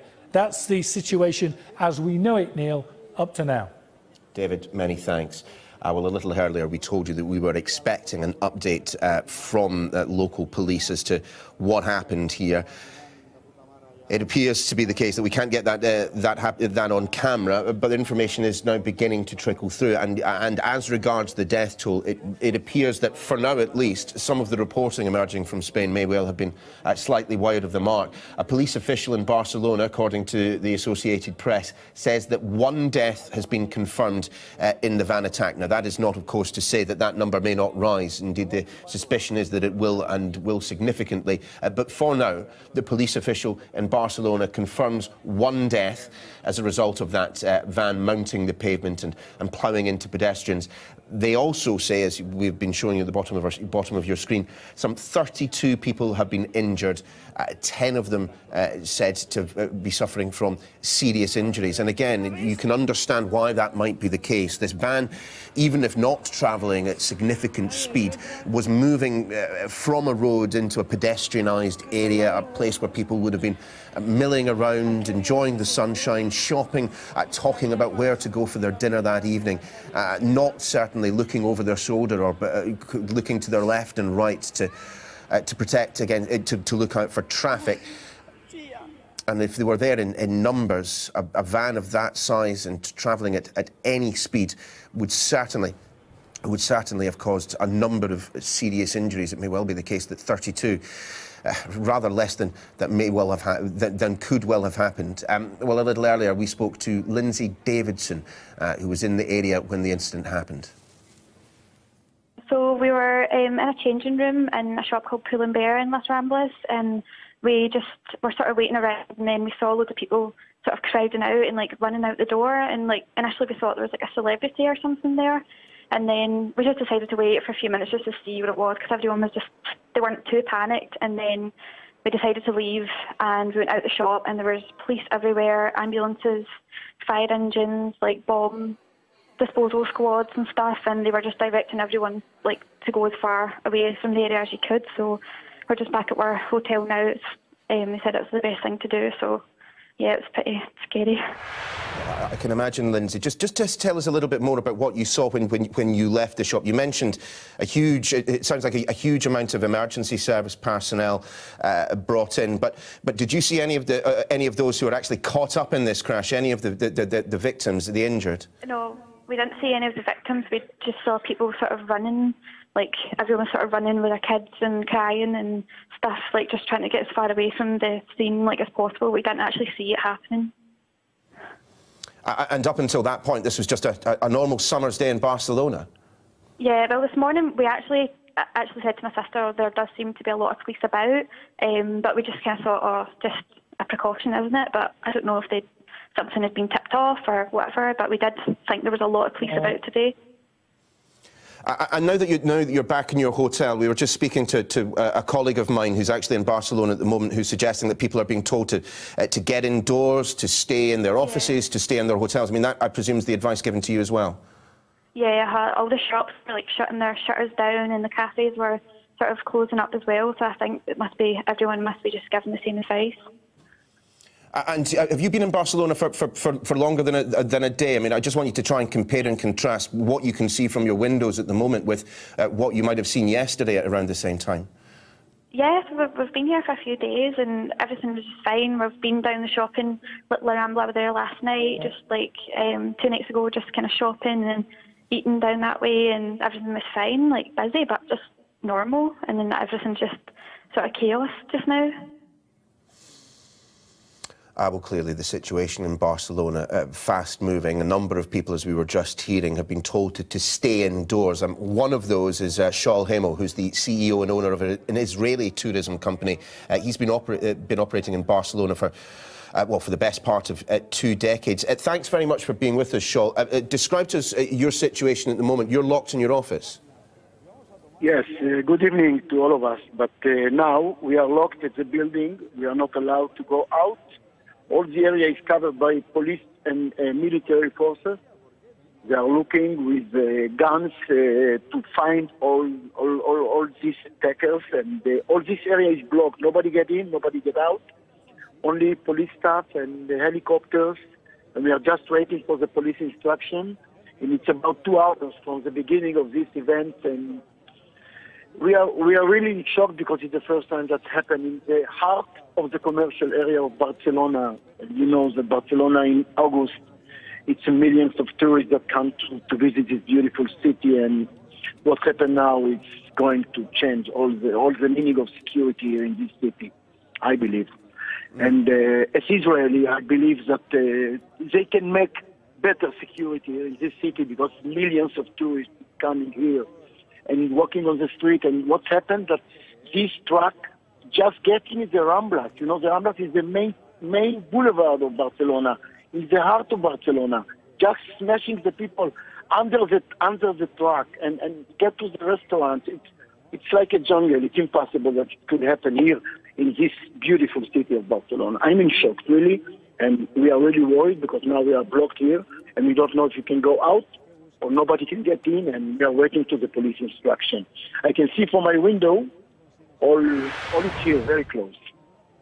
Shaul, sorry to interrupt, Shaul. I just want to check something with you. You say Las Ramblas is, of course, the heart of Barcelona. It is, as we understand it, an area closed off to traffic, but it does appear that there weren't any of those barriers, that blockades, the concrete blocks that you see in other cities around the world. Coming now. Hablamos from Sky News. A moment, if you can wait a moment, because the police is coming now, and sure. I just see. Moment. Well, it appears that Shaul is just speaking to the police at the moment. Shaul's the owner of a tourism company, an Israeli tourism company, which has been based in Barcelona for the best part of 20 years. He's actually in his office. We'll try and come back to Shaul in just a moment. Instead, let's try and see if we can speak to David Liberson, who's the rabbi of Barcelona. Rabbi, are you there? Yes, I'm here. Thank you very much for joining us. Just tell us what you have heard, what you have seen taking place in the centre of Barcelona today. I hear from the kosher restaurant that it was only 50 meters where the attack ends. The attack started on the beginning of the street and continued till the middle of the Ramblas, very near to the kosher restaurant called Maccabi. And I only can say that in the place that we were staying, so everyone, it's okay. The people there, they hear voices, and then the police almost immediately closed the kosher restaurant, and they still there actually, because the police is closed all the Ramblas. So tell us, just how quickly did you see a response from the emergency services, the police in particular? I'm sorry? How quickly did you begin to see a response from the police in terms of the numbers that we've seen in the footage that's emerged from Barcelona? Took a good few minutes of doubt. I can say maybe took like 10 minutes. I don't know. Maybe 8 minutes, 10 minutes. I cannot say exactly, but it was not so fast. Of course, as one of the religious leaders in Spanish life in Barcelona, what are your thoughts about what you have seen taking place today? Individuals deciding, with no regard for human life, to drive a van into people who are just out to do a bit of shopping on a sunny summer's day. It's a very delicate situation. What is going to be next? So we are seeing that in all Europe happening these things, and no place is safe. So we are very concerned about it. How can a city like Barcelona move on from an incident such as this, where people will very quickly start to draw their own conclusions, rightly or wrongly, about who is responsible and why they have acted in such a fashion? I cannot say that nobody is responsible, but everybody of us, we are responsible regarding the place where we're living. So, but I cannot I cannot take conclusions so fast. And have you ever seen anything of this type happening in any of the places that you have lived and worked? This terrorist attack, as it is now being called by Catalan police, taking place right in the heart, the beating heart of Barcelona. Spain, the incident occurred near the hotel where the team is staying. Sorry, I couldn't hear you properly. Spain through I'm afraid we're going to have to leave it there. It appears that the line's not great. Kind of David Liberson, Clemson. They were supposed to play their final game tonight. That game has now been canceled, and they are still scheduled to come home tomorrow. There was a video that was of concern because it was the University of, or was it Arizona? Lee, tell me, the video was it Arizona? They were out touring, so Arizona Arizona was actually out touring some of the tourist areas, and they were posting videos on social media, so there was a lot of concern about them because clearly they were right in this area. But again, for families wondering, Arizona has also checked in 25 to 30 people traveling in that group. They have all been accounted for, so apparently nobody from these men's college basketball teams were involved in this in any capacity, but a lot of those students are on social media. They are tweeting. One from Clemson says, "Lord, let me get home safely." So you have a lot of people trying to get in contact with their families right now, unsure of where they are. We have no indication anything happened to any of these athletes. Not only was it the basketball players, but also the coaches, and they had a pretty good contingency traveling with them. Again, as far as we know, all of those teams are safe. The games today have been canceled. As we get more information on Americans involved in this, especially those playing for colleges, we'll get back to you, Shep. Trace, thanks so much. To Catherine Herridge, who has new information from the Department of Homeland Security. Catherine? Well, just a sign, Shepard, of how seriously the U.S. government is looking at this and focused is that in the last 90 minutes, virtually all of the U.S. government agencies that would have some kind of interest, whether it's intelligence or security, are now fully engaged on this. In the last few minutes, I've confirmed that the acting Secretary of Homeland Security, Elaine Duke, has been fully briefed, and she's monitoring the situation. She stepped into that role at the end of July when John Kelly, her old boss, moved over to the White House. John Kelly has also been keeping President Trump fully apprised of the developments in Barcelona. And as we reported earlier, the government's main hub for threat information and analysis, aggregation, the National Counterterrorism Center, is also engaged in monitoring events in Barcelona with a specific note to the type of weapon used, a van, against the individuals, and what may ultimately be a hostage situation that continues to develop. As a side note, what we've seen from a counterterrorism source is that these ISIS social media accounts, they call them kind of fanboy accounts. They're online as sort of cheerleaders. They're already celebrating what's happened in Barcelona. I would emphasize, though, that this is not a claim of responsibility, but our contact who provides this information to law enforcement agencies did note that in early July there was a reference on an ISIS-affiliated Telegram account about Barcelona, and references to Spain are highly infrequent on these accounts, and for that reason it was forwarded to federal law enforcement, and we'll update you if that gains more weight in the course of the afternoon, Shep. Catherine Herridge, thanks very much, working her sources in the federal government. Let's turn to Danny Coulson now, former FBI Deputy Assistant Director and former commander of the FBI hostage rescue team.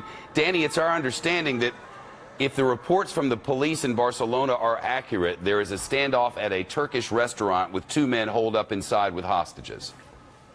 Yes, that's what I understand, too, and that creates another whole issue here. I don't know if the individuals that are in the van escaped to that place and barricaded in, but the problem is that now they've got to deal with that one, and that I've done several of those, and that they're difficult to deal with, and we'll see. It takes very specialized training and equipment and the right kind of people to make a rescue if it's necessary. Hopefully they'll negotiate out, but that's kind of a stretch, frankly, with these guys. Danny, a short time ago we showed our viewers the van which came to a rest at the end of La Rambla, and a still picture, and there's that van. This is the one from which this driver, possibly 2 people, emerged, got themselves lost in the crowd and ended up at this Turkish restaurant, according to local authorities. Though I mean, as close as I can get to confirmation is quoting police, and that's what I'm doing. We now know that there's, I mentioned as well, a second van about 40 miles away. And now here's a picture of that, and authorities are on top of that. There's an eyewitness speaking on Sky News now. Let's listen. Sure. So that you're not allowed to get in. Transportation has been shut down, especially subway and the bus system. So if you need to go somewhere, like my case, I need to go home. I need to walk home because there's no transportation available. And Dana, just in terms of the feel of the city at the moment, of course, as you were mentioning there, a fairly sizable part of it has been cordoned off and evacuated. But where you are now, as it appears that we are getting further away, of course, from the incident itself, are tensions beginning to drop just a little? Well, you know, it's weird because you don't see. I used to live in New York, so I've seen people getting like very in panic. But here, just like if you walk up a couple of blocks, life is a little bit normal. It's just difficult, as I said, to get transportation. But people seem relatively calm. You know, you see in the faces, obviously everybody on their phones with faces of concern and trying to figure out what is next. We don't know if at the end, I mean, the thing that we know is that somebody still had like kidnapping some people in a restaurant. So we don't know if that is completely true. We just don't know what it is. And I guess that we all are waiting to see what happens. And we hope that they just capture these guys. Well, do people in Spanish cities like Barcelona, do they spend much time thinking about the prospect of a terrorist attack such as this? I mean, certainly here in London, you know, it happened, but, you know, people do not walk around cowed. They still get on public transport. They still go out and see their friends of an evening. It doesn't change the way that we live our lives here. Do you think it's the same thing in Barcelona? To tell you the truth, I know that people from different countries that live here, we always felt blessed that things like this never happened in Spain at all. Forget Barcelona, but in general, Spain. So I'm not sure what is going to happen tomorrow. For sure, we're going to be a little bit more conscious about it. We were just happy that we were not touched by terrorism, you know. And Barcelona has become a hub for startups doing many things. For instance, we are in the mobile application business. So you see people from many parts of the world that they not only come for tourism, but also for work, because it's a safe place to be, and it's a beautiful place to be. So it's heartbreaking to know that this is happening. Diana Daniels, many thanks for being with us, and do stay safe. Thank you. Let's once again speak to our senior correspondent, David Bowden, who's at the screen and can take us through events as we understand them. It's a difficult picture, isn't it, to keep entirely across, David? We keep getting just fresh snippets of information, fresh bits of footage showing the police operation on the ground. Yeah, and remember, this is unfolding as we speak, but it's been going on for about 2 hours now. Where are we talking about? Well, of course, we're talking about Barcelona, and it was about 4:30 UK time that the police there then described a massive crash.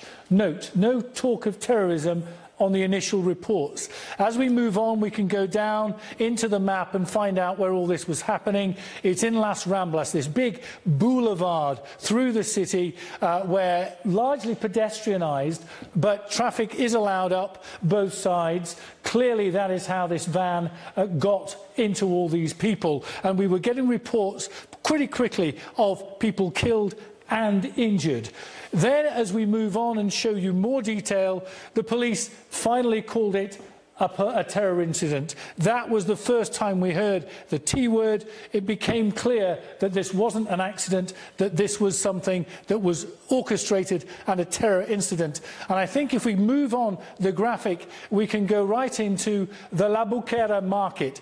There were reports that there was gunfire from that area. What we can't ascertain, and nobody appears to have ascertained, is whether or not that is true and whether or not that was terrorists firing at police, police firing at terrorists. What we do know subsequently is that the man who was driving the van fled from the scene on foot. And we now think he is one of two men inside a restaurant who are armed. Again, what we don't know is whether or not they have hostages in that restaurant, whether if they do have hostages, there's half a dozen staff, or the place was packed.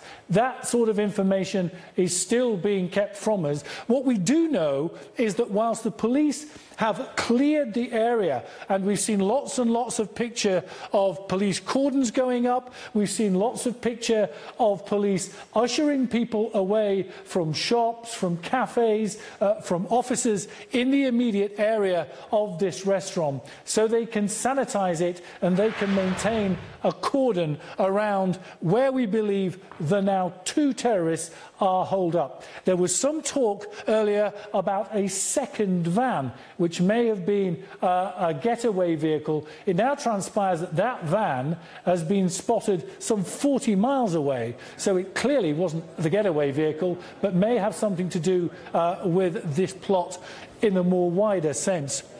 So, as we look at this scene now, people clearly largely out of the area, apart from the man with the beard, and we can see police looking fairly relaxed inside that cordon. We've already seen picture from people who were inside their buildings, shooting out of their windows with their cameras, and we've seen armed police moving in alleyways, ushering people out, making sure there was no danger in there, and we now have this situation where police have the area effectively locked down. As we can see now, you can see people, this is earlier from Barcelona, people in alleyways being moved away when it's safe by police, because what they don't want is if this turns nasty and it ends up in a shootout between them and the terrorists, they desperately do not want innocent bystanders in the line of fire, quite literally. So they need to get as many people out of there as possible while they lock it down. And then we move into a phase where somebody has to decide, do we sit and wait for these people to come out or to do something else? Or do we think the situation is so tense that we really need to storm this restaurant and get in there and bring this to a close? But of course that has the danger of costing other people their lives. Neil. And our thanks to Sky News for that synopsis. Some new information has come in. We now, El País, which is the major daily newspaper in Barcelona, is reporting that the van, which came to a stop at the end of Las Ramblas, in that Las Ramblas area along the boulevard, that van was rented about 25 kilometers north of Barcelona in the small town of Perpetua de Mogoda, or something similar to that, Mogoda. Anyway, about 25 kilometers north of there, and they have the name of the person who is said to have rented it. Police now say that the person who is holed up inside this Turkish restaurant and bar, where there's been a standoff now for the better part of an hour, that police say that was the driver of the van that rammed over all of these people on La Rambla. They don't know. Our understanding is this person is armed. There is hostage. There is negotiation going on of some kind, a standoff at least for the moment in a cordoned off area. Now, we were reporting earlier that restaurant after restaurant, bars and hotels and such, people were sort of barricaded in these along this, in this very crowded tourist area in Barcelona. They were barricaded in, and the authorities are now going business to business, hotel and restaurant to the next, to evacuate all of those people, to get them away from the scene. And just breaking now, this just in from Associated Press, the Spanish public broadcaster RTVE says one suspect in the Barcelona attack has now been arrested. One suspect has been arrested, taken into custody. We don't know whether that person was injured in this process, but we know that the person is alive. Presumably, authorities will be able to question this person and find out whether there were others involved, specifics of the motivation. We realize this is believed to be a terror attack. There's very little question about that, according to authorities. But there's much more to ask than that. You want to know whether others were involved. You want to know whether they had help from people. You want to find out, if you can, whether there's anything else planned and whether there's anyone else out there who needs to be brought into custody. So it was our initial belief that there was one person in this van along the boulevard there. And then there's this second van from 40 miles away. We believe that it's that a person in that second van has been arrested, but of this we cannot be sure at this moment. We know that the standoff continues. These are live pictures on the left-hand side of the monster wall there. Live pictures on scene as authorities. Nope, this is the latest video in from Sky News. Not live video, but from a short time ago. Let's listen in to Sky News again. Is they're giving a bit of an update from scene. Scene is heavily policed anyway by uniformed and by plainclothes officers, but I mean the area was swamped. Within probably 30 seconds, we had officers out with guns who were very jittery and telling us to move back. There was panic. People were jumping into shops. And then I saw that woman again, the one who'd been screaming for her kids. A police officer took her away, and some of the shopkeepers started pulling up the shutters, and we getting pushed back. I'm down now probably about 600 meters away, further on down. As we've been pushed back about 6 times, and I've seen so many ambulances. I mean, every few minutes there's another ambulance goes by, another ambulance goes by, but and I've seen some ambulances going away, so everybody's just shaken and I think horrified. It was just, the place was mobbed. It was just full of thousands of tourists, families and kids. I just stepped into a shop to look at a Barcelona top for my son, thinking I needed to bring him out here, so the kids. So just horrific. I can understand you. You've been caught up in this event, and where you are, I would be feeling rather nervous and worried myself. I just wondered, we spoke a little earlier to someone else who was in Barcelona today who suggested that ahead of the incident, even before anything took place, she felt like there was quite a substantial police presence in and around the city centre. What's your view on that? I don't know. I mean, sadly, the way things are, I would expect there to be substantial police presence in any major city throughout Europe. Some new information we're getting through El País, the local newspaper. Most everyone is on vacation in the month of August in and around Barcelona. The Spanish Prime Minister has spoken now with the local authorities. The head of the regional government there and the mayor of Barcelona have both suspended their vacations in response to this incident. They would have been off largely for the entire month of August and have obviously returned. The El País describes scenes of panic in the center of Barcelona this afternoon, with 3 stampedes reported after the suspected attack. In other words, all these thousands of tourists who have been jammed into this small area, sort of running in packs to try to get away from whatever it was that was happening. And the local newspaper describing it now as 3 separate stampedes. The deputy head of the regional government has tweeted saying that the regional government is holding an emergency meeting and has advised people to follow instructions and the sort of thing you might imagine. Tara Mahler, Counterterrorism Project Senior Policy Advisor, former CIA analyst, on the line with us. They got one of the suspects. That ought to help, Tara. If they got one of the suspects, that ought to help a lot. They can speak to the individual, potentially get more information. They're going to be able to track down his residence, presumably, whether it's in the area or elsewhere. They're going to be able to apprehend potential cell phone devices, laptops, or anything related to the individual, and that should help with the investigation. So that is a critical development if they've apprehended somebody. Having said that, we still have an ongoing situation here with potential hostages being held. We don't know. There is no claim. Catherine Herridge did some reporting that you see ISIS accounts praising the attack. So it's possible that this was ISIS-inspired, but we haven't yet seen an official claim. There's still a lot we don't know, and as with most of these attacks that I've been on air with you discussing, it usually takes about 24 to 48 hours until we have a real, more holistic picture of exactly what was going on here, who these individuals are, and whether or not they have ties or were inspired by a particular terrorist organization. It will take time. Tara Mahler, great of you. Always appreciate your insights, Tara. Thank you. The van that was used in this attack, the one that came to a stop there on the boulevard, rented by a man the civil guard has now identified as Driss Okabir in a small town called Santa Perpetua de Mogada, which is about 25 kilometers or 18 or so miles north of Barcelona. That's who rented the van. We have not yet been given information about the suspect, because just because that person rented it doesn't mean that person was driving it. It could very well have been stolen. We just don't know yet. But this is information that's been passed along in Spain and is, frankly, in El País now, the local newspaper. Authorities have not spoken to this matter yet, but they have confirmed that one suspect has been arrested Again, that's confirmed to local Spanish broadcasters, state television, if you will, the public television, not state television, but public television station is reporting that directly from authorities. One fatality is all that has been officially confirmed by authorities. We believe there is a delay on that matter, according to the reporting of Sky News in the United Kingdom, which has put the death toll much higher. Authorities say 32 people injured in addition to those killed, plus 10 of them in what we would say in the United States would be critical condition, touch and go at area hospitals. One suspect arrested, but another one still holed up at this Turkish restaurant. And really, the details of that, we don't have them yet. Authorities are being very quiet about what's happening at this Turkish restaurant, except to say that there is a standoff, an armed person believed to be in there.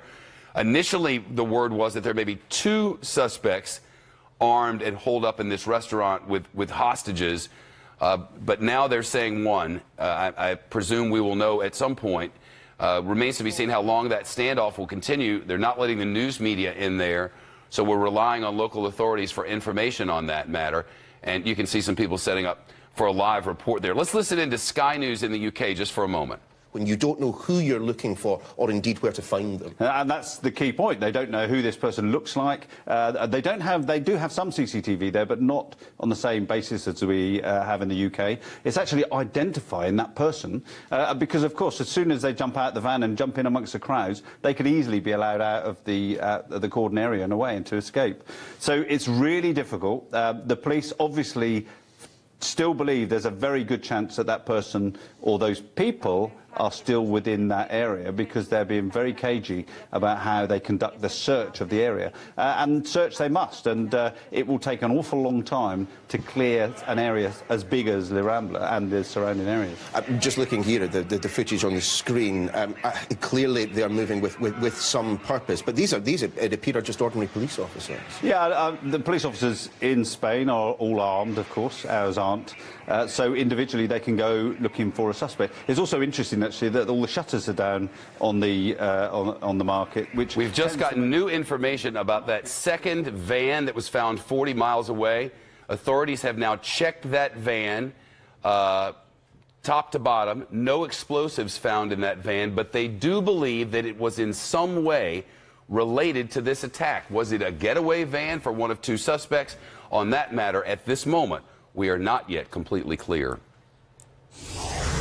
It's 11 a.m. on the U.S. West Coast, 2 p.m. on the East Coast, and 8 p.m. in Barcelona, Spain, where the hunt is on still for others who may have been involved in a terror attack in the Las Ramblas district, right in the heart of the city.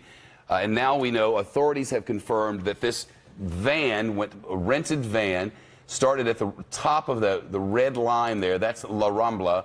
The area is Las Ramblas.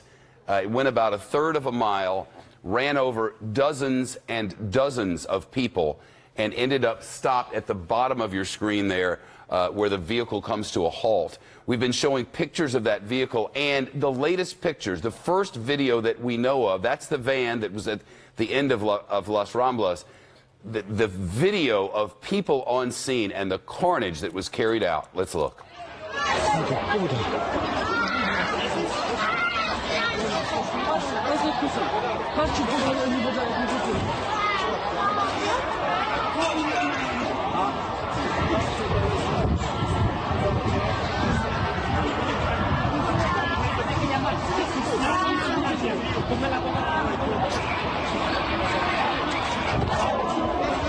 Joder, tío. Joder, tío.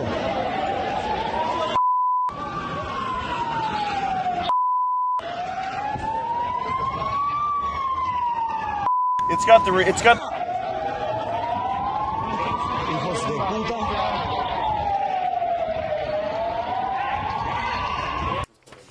Some new information that's just come from state TV. The public broadcaster TVE has reported in the last few minutes that a car hit a police officer after failing to stop at a checkpoint on a diagonal street close to Las Ramblas. Sources have told TVE that the occupants of a Ford Focus, a white Ford Focus, got out and fired at police before fleeing the scene. So we have an attack on top of an attack. This is breaking news that has just come into Fox News Channel from the local state television, the public broadcaster TVE. This initial attack, I've been all over the place with times on this, and that's because our partners in the United Kingdom use UK time. Barcelona is an hour ahead. So this happened 5:30 local time, exactly 2.5 hours ago. And now, within the last few minutes, there has been another attack on police. According to TVE, the report is that in just the last few minutes, a white Ford Focus with occupants inside did not stop at a checkpoint on a diagonal street. They've cordoned this whole area off, and police were stopping people from getting in. And at a police checkpoint, rather than stopping, they rammed a police officer. Sources told TVE, the local broadcaster, that the occupants of the white Ford Focus got out and fired at police, then took off, and they are at this moment on the run. Let's listen in. Let's go to Catherine Harrods. This is just breaking, Catherine. Right. I'd be surprised if there was anything further on it yet, but you have some background as well. Well, that's right. Let's start with what is apparently the target of this plot, Las Ramblas. It's 1,200 meters, which is nearly a mile in length.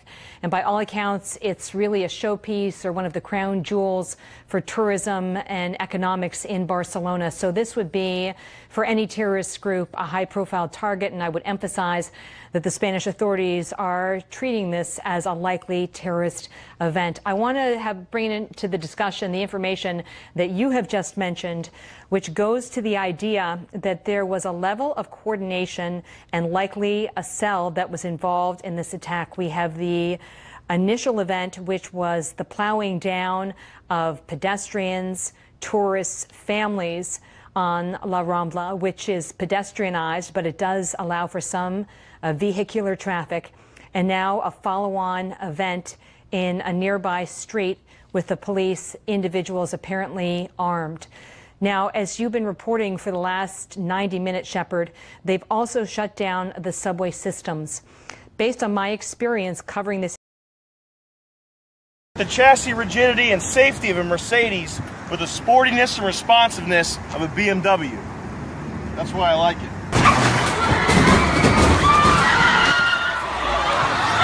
Holy shit! Holy shit!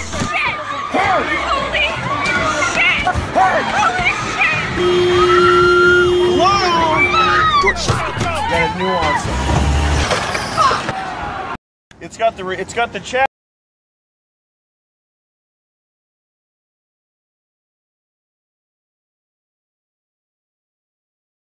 that would be considered here based on my experience. One is that it was a getaway vehicle, but perhaps one of the more likely scenarios is that there had been a plan to have at least 2 vehicular attacks in Barcelona today, but for some reason that was abandoned. We have an ongoing situation with a restaurant, which Spanish media is saying the driver of the van that plowed down the pedestrians is holed up there and reportedly armed. Now, from a U.S. government perspective, I can tell you in the last 2 hours, you've seen all of the relevant agencies in this country gear up and get entirely focused on Barcelona. Homeland Security, the acting secretary there, Elaine Duke, has been briefed and is monitoring the situation. The FBI is willing to offer help and engage, though for the time being this is seen as an ongoing situation that's unfolding, but they will assist and provide assets if necessary. The National Counterterrorism Center, or NCTC, which is the group that is responsible for gathering threat information and monitoring threat information, they are fully engaged. And until very recently, the Homeland Security Secretary John Kelly, now Chief of Staff, has been keeping the president up to date. So all of the key agencies, all of the players are fully engaged. Now, just as a final point, we don't know who was responsible or what group may have been responsible or their motivation. But what we do know is that ISIS social media accounts have been celebrating the attack in Barcelona. Now, I want to emphasize this is not considered a claim of responsibility, and these are not what are described as leadership accounts for the terror group. They're called sort of fanboy accounts. They kind of jump in when there's violence around the world, but they are very much engaged. One of my contacts who does a social media collection for government agencies has told me that there was an ISIS-affiliated Telegram posting in early July specifically about Barcelona. And I mention this because social media postings from ISIS accounts about Spain are very rare, very infrequent. And for that reason, that was passed along to law enforcement in this country. If we learn that has a greater significance than just a post on social media, we'll certainly bring this to you. But what we're seeing unfold right now is something that seems to have many parts, a degree of coordination, and it speaks to the likelihood that this was a small cell that coordinated this mission, Shep. Catherine, thanks so much for all of that. You're Appreciate welcome. it. The president has tweeted on this matter in the last 6 minutes or so while Catherine was updating us, and here it is. The United States condemns the terror attack in Barcelona, Spain, and will do whatever necessary to help. Be tough and strong. We love you! Exclamation point. Again, that tweeted by the president at 1400 this afternoon, at 2 o'clock this afternoon, Eastern time here in the United States. Let's turn to Anna Ferrer, freelance journalist who's based in Barcelona and near the scene. Anna, off script, what do you know on scene there about this attack that's happened on police at a checkpoint, if anything? Yes, I'm in Paseo de Gracia. That's a street 3 minutes from the attack, the scene where the attack took place. And the scene where the attack took place is a very touristic place, Las Ramblas, close to Plaza Catalunya, to Catalonia Square. Very touristic place and plenty of tourists in August. This is overcrowded. And what we know now is that there could be at least 13 deaths, but not confirmed by police. So some media in Catalonia, in Spain, are speaking, are reporting that there are 13 deaths, but police only officially confirmed that there is only one death. So it's a lot of confusion about it. There were also dozens of injured, and in Barcelona everybody is very scared because it's in the center of Barcelona. For example, in my case, I go to Las Ramblas, to this area every day, and yes, we are very scared. This is a very sad day for Barcelona. I'm confident it is. Thank you so much. Again, a series of attacks now, it would appear. Catherine Herridge with the very interesting information that this van from 40 miles away, they had planned to have two, according to Catherine's reporting. It appears they had planned to have not one, but two vans in on this attack. But for whatever reason, it turned out to be one van instead of the two, but they have that second van has been gone over and no explosives found. And then in just the last, we believe, 15 to 20 minutes now, this attack on police has happened. Remember, the van mowed down people on Las Ramblas around 5:30 local time, so about 2 hours and 40 minutes ago. And then within the last 10 to 15 minutes, this attack on police.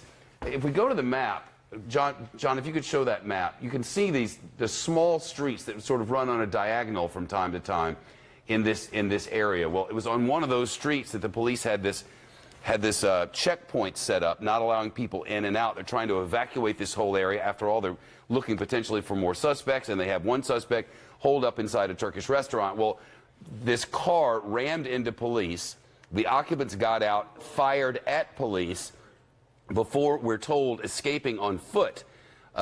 Whether they were able to track those people down, to what degree they were connected to the initial attack. All of those things are left for speculation, so you go ahead if you want. But the police haven't said these two things are related in any way, but we don't really have to wait for police on that particular matter. New information from John Glenn and a new photo from the intersection of the car that hit police. We have on Bat 3, that is the vehicle that hit the white Ford Focus that I described just a short time ago. This is the vehicle that hit the police. Our understanding of things, and we only have just a couple of lines from the state television there, but this vehicle came and rammed into police. The people got out of the car and then began firing at the officers there on scene. just incredible that all of this is going down in this tightly packed tourist area, the busiest month of the year. People from all over Europe vacationing in Barcelona and across the region, and now this really horrendous attack. I'm getting an update from the Westminster studios of Sky News now. Let's listen. Attack we are hearing has been arrested by the police, but in addition to that, now we have been reporting reports from local media about the possibility of armed individuals making their way into a restaurant or a bar. Catalan police have said in reaction to those reports that there is no one held up in a bar in Barcelona. It may well be the case that we are actually at the end point of this terrorist attack, given that one individual is in custody. In fact, we've just gotten this tweet from police, translated into English. There is no one interspersed in any bar in the center of Barcelona. We arrested a man and treated him as a terrorist.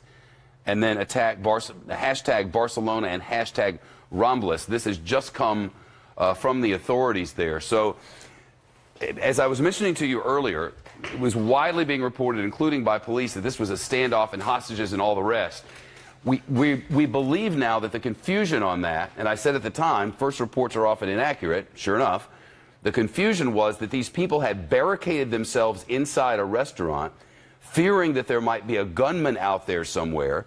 Word was transmitted through social media and otherwise to local media. Local media were attempting to get to this scene to find out for themselves, but the whole area was cordoned off, which is why I said earlier it seems very strange that we're not getting more information on this. Well, now the police have come forward to say what everyone thought was a standoff was actually people holed up inside a building trying to protect themselves, not as if they were under attack in any way. So the driver of the van that was at the end of La Rambla, the driver of that van is now in custody and being treated as a terrorist. The second van is a ways away, and 40 miles away. And as you heard from the reporting of Sky News, who was getting this just as we were, it appears now, we can hope, that this thing is winding to a close.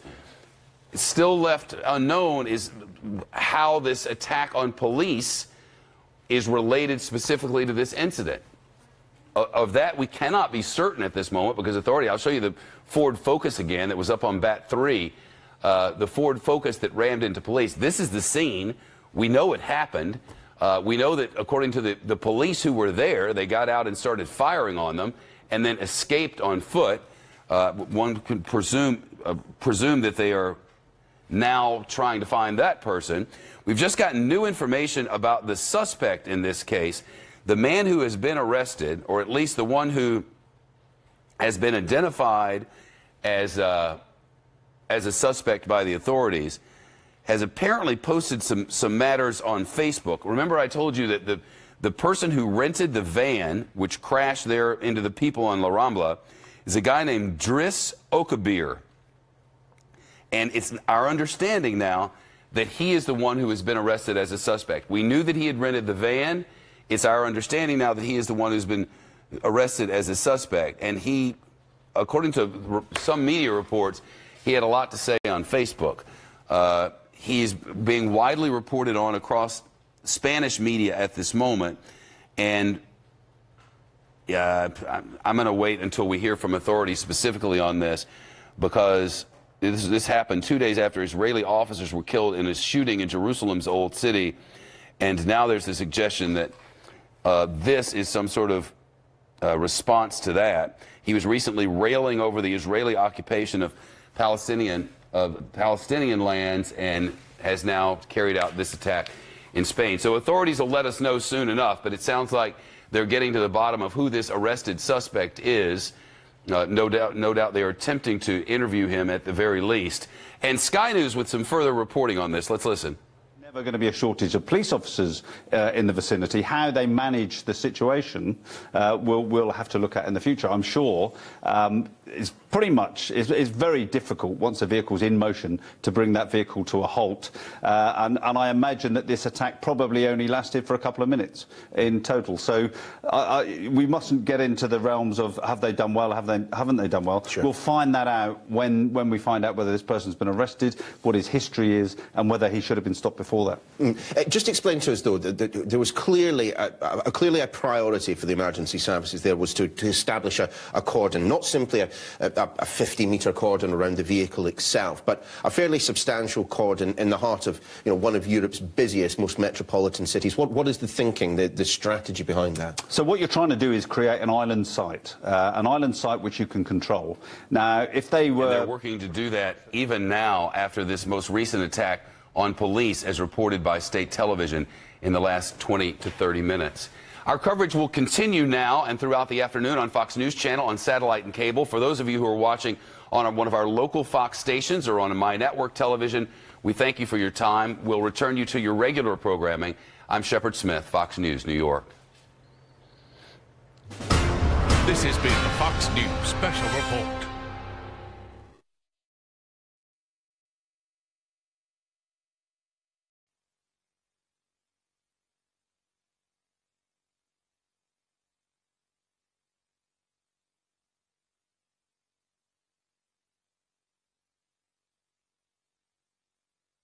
The vehicle itself, but a fairly substantial cordon in the heart of, you know, one of Europe's busiest, most metropolitan cities. What is the thinking, the strategy behind that? So what you're trying to do is create an island site which you can control. Now, if they were pretty convinced that the terrorist was within that island site, they knew that that terrorist would have to come out and hopefully be arrested as they came out. Of course, with a situation like this, usually it takes 20 minutes to form this cordon, but because of the street it was, I think they were able to do it very quickly, which may be the reason that they've managed to catch this terrorist. But the whole point is that you don't know exactly what the threat is. That vehicle could still be a threat. It could still have explosives in it. There could be other people in the van. There may be another van involved. So the police have to work on these assumptions and make sure that they protect and control the area that the threat is in. How does one practice for an event such as this? Do you have, you know, essentially, do you take over a section of a town and run essentially a role-playing exercise? Is that? Yeah, absolutely. And certainly the firearms officers in the UK do this on a regular basis. They will do house-to-house search in practice. And we are lucky in the UK. We've got a fairly small number of armed officers, but they're very highly trained. Of course, in other countries where every officer has to carry a gun, they have less training. They can be, you know, I wouldn't say untrained, but very much less trained than our specialists. And so what you'll see is people pulling their revolvers out, as an example, in order to protect themselves if they see someone. Of course, you wouldn't have that in the UK. You'd rely on a response and officers coming in with guns. I mean, is there an argument then in the United Kingdom? The footage we're looking at the moment are clearly armed response officers. They're carrying their rifles rather than the sidearms that you would see from ordinary police officers. But the two gentlemen that we're looking at the moment are carrying sidearms. Is there now an argument that we would, you know, given the frequency with which we're seeing incidents such as this take place, is there an argument for having more weapons on the streets of London? I think I'm of an age and of an era, I think, that says the less guns you have on the streets, the less people will be shot. However, I think circumstances may push us down that route, particularly if these terrorist attacks carry on. And it was said only just a few days ago by the ex-head of MI5 that this is a 20 or 30-year problem that we've got in front of us. And you can expect to see the terrorist attacks alter, change, and unfortunately will almost certainly get worse. I mean, this, however bad this is, it could have been so much worse if the vehicle was containing explosives. It's as simple as that. And we have to bear in mind that this is an evolving threat and one that we have to give our police officers the right protection. Still, one imagines that in Barcelona there will be, as there has been in the aftermath of the London Bridge attack, a reappraisal of what measures can be put in place to try and guard against incidents of this type. I mean, what can be done? You can't guard against the risk 100%, but there are some steps that you can Well, I can tell you what we did in 2005 in the Sure. UK, because I think that's a good way to look at this. What we did, we risk assessed and analysed the most likely targets for terrorists. And actually, if you look at the terrorist attacks that have taken place in London and other places, they would all certainly have been up at the top end of the spectrum of likely targets. And then you put defensive measures in those locations. Now, some of those defensive measures may be just the inability to get vehicles onto the pavement. As an example, Whitehall has got very good vehicle defences, as have a lot of our key locations in the UK. But that will never give you 100% security, because, of course, not only do the people have to cross the road at some stage, but also there are other roads, and you cannot protect every road, every street in the UK, in Barcelona or any other major city. What we have to do is make sure that communities are coming forward with the intelligence that tells us that these people are likely to do this. Chris, for now, thanks very much indeed. As we continue to look at live pictures, and clearly there is a huge amount of interest as to what is going on the other side of that cordon there, clearly something of interest happening in this part of Barcelona.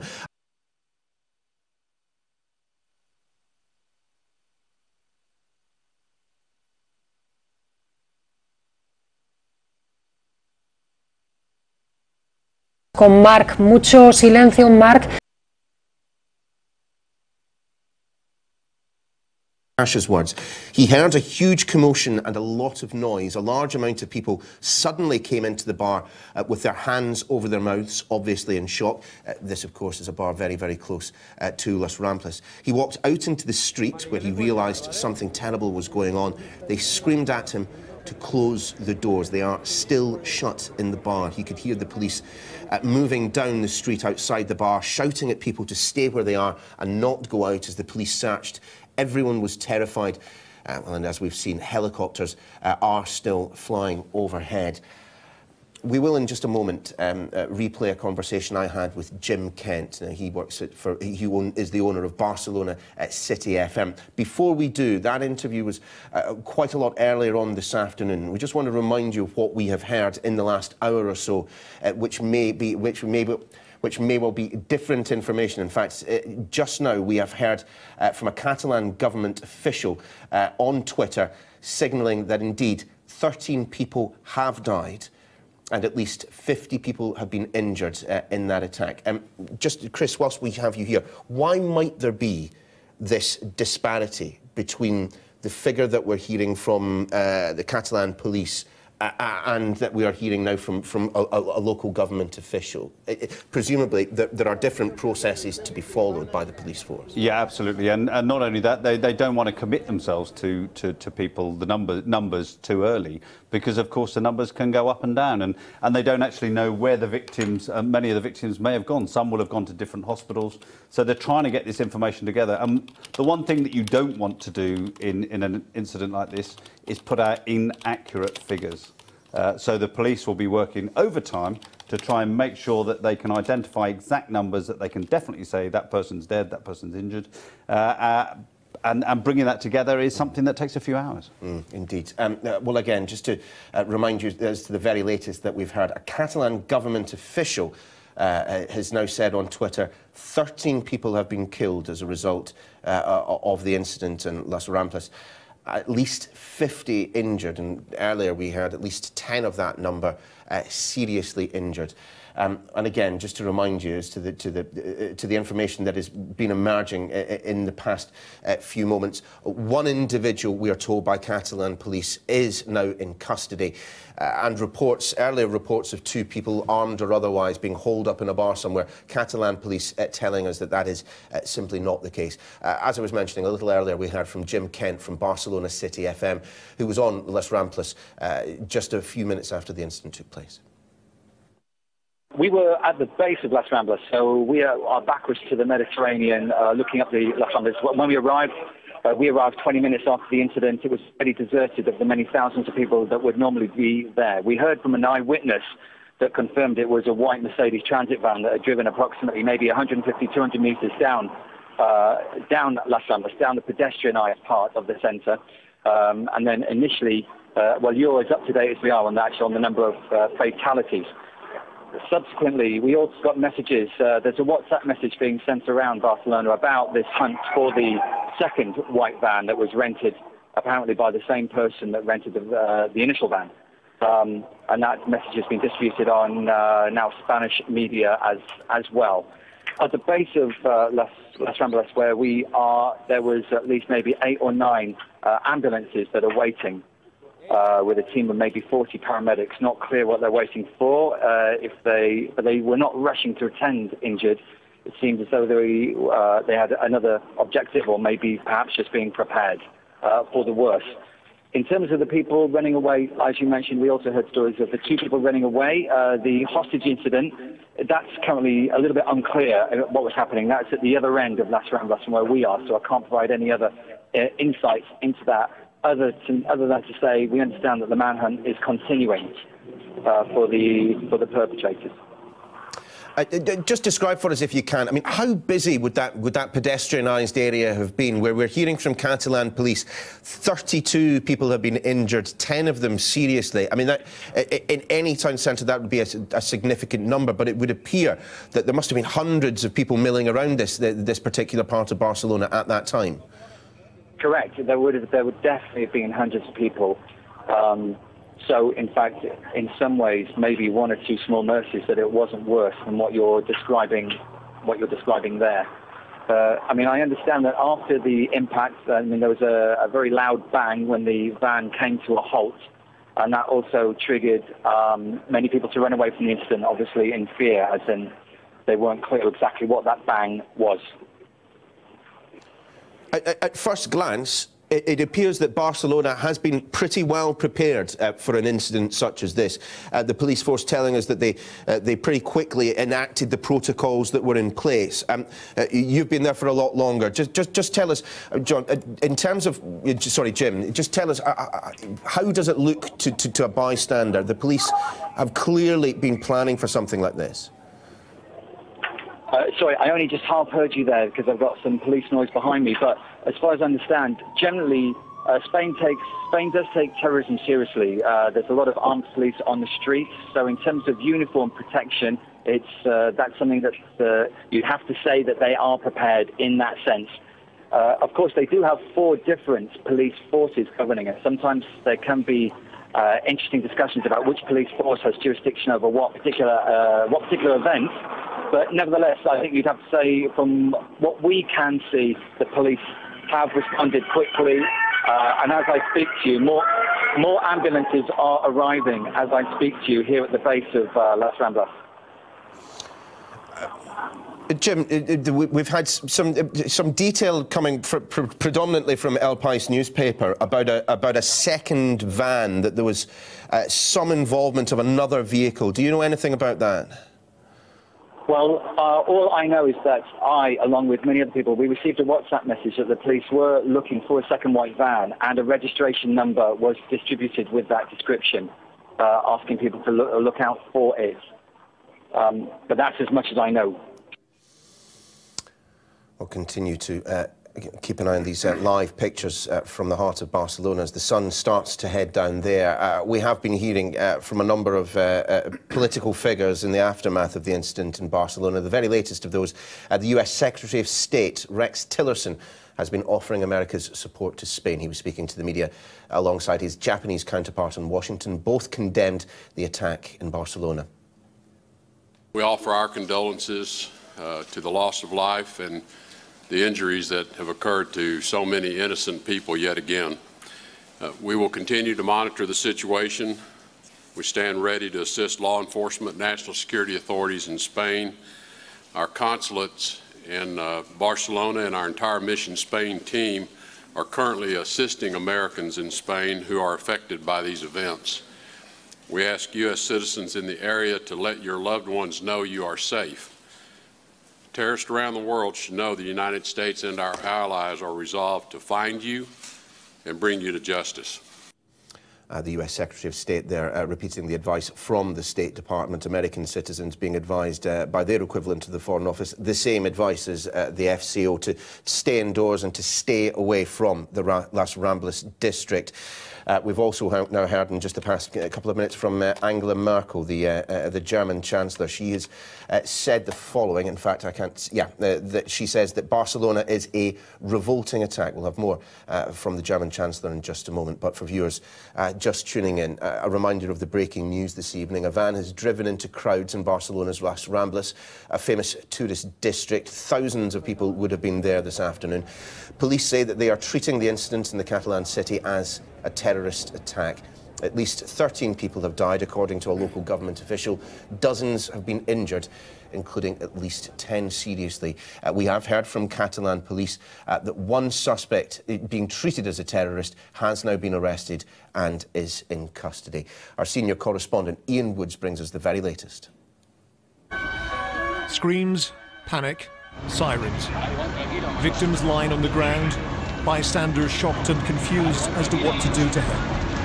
The familiar aftermath of a terrorist attack with a vehicle weaponised to kill pedestrians. We've blurred the images of the casualties, but there were many. It looks as if some had been thrown into market stalls by the force of the impact. It appears the white van may have travelled several hundred metres along the city's most popular thoroughfare before finally coming to a halt. Any thought that this could simply be a road traffic accident ended with the sight of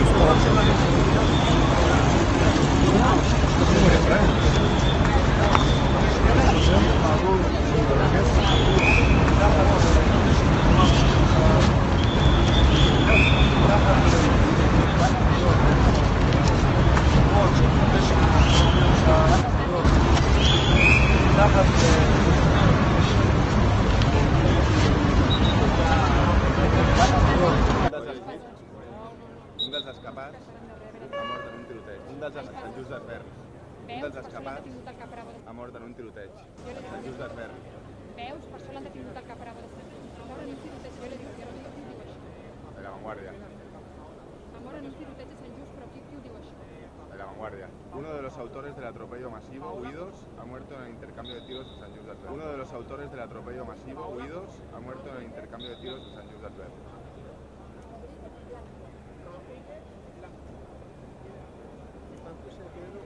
Queda uno jugado. ¿Quién es el muerto? ¿El terrorista muerto? En Sant Just, ¿no? Sí. Así vemos la calle. A un momento. Berta, de un pecado.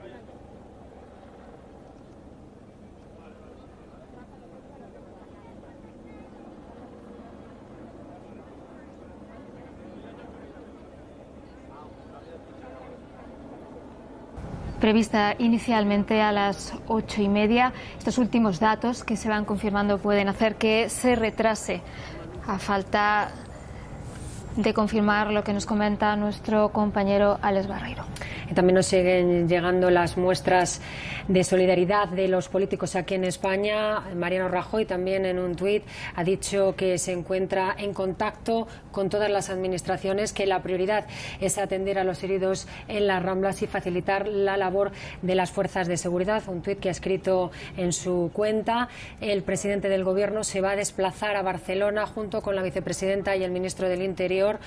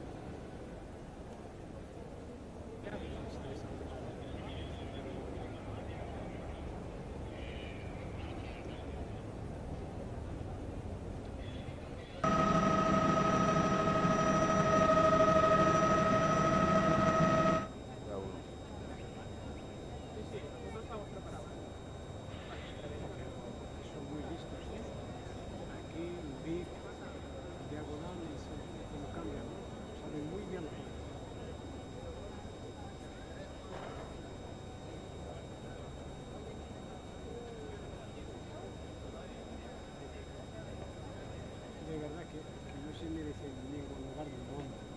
Sobre todo aquí en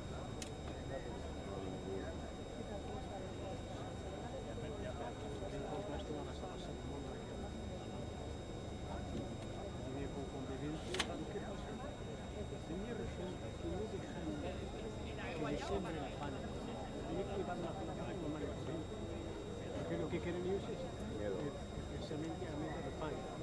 Ya, está claro. Espero que no haya reacciones y miedo así por el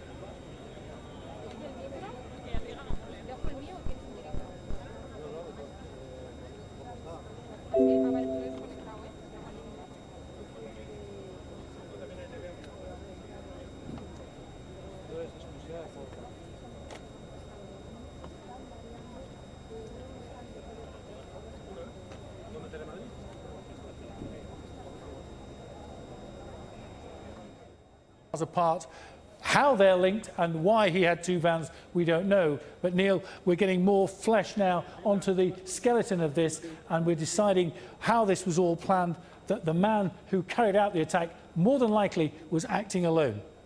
David, many thanks. I just want to bring viewers an update reaching us from La Vanguardia newspaper, and I will put this caveat on the top of this information. Some of the information that has been emerging from local media, particularly reports of two individuals being holed up in a restaurant, has proved to be inaccurate. However, La Vanguardia newspaper is reporting that one of those in the van has died in a shootout with police. We have heard from the police themselves, and we can take it pretty much as gospel, that one individual is in custody, having been arrested, and is being treated as a terrorist. However, La Vanguardia newspaper is suggesting that another individual who was in that van has died in a shootout with police. We'll try and get some more sourcing for that information in just a second. But we can now bring you some of the pictures from the immediate aftermath of the van attack. And although we have extensively blurred them, please do be warned that they are indeed very graphic. Now, as you can soon see, the people in these pictures are very seriously injured. A lot of people, though, at the scene deciding to stay and help the wounded. However, as you can see, some, understandably enough, wishing to get as far away from the scene of the attack as is possible.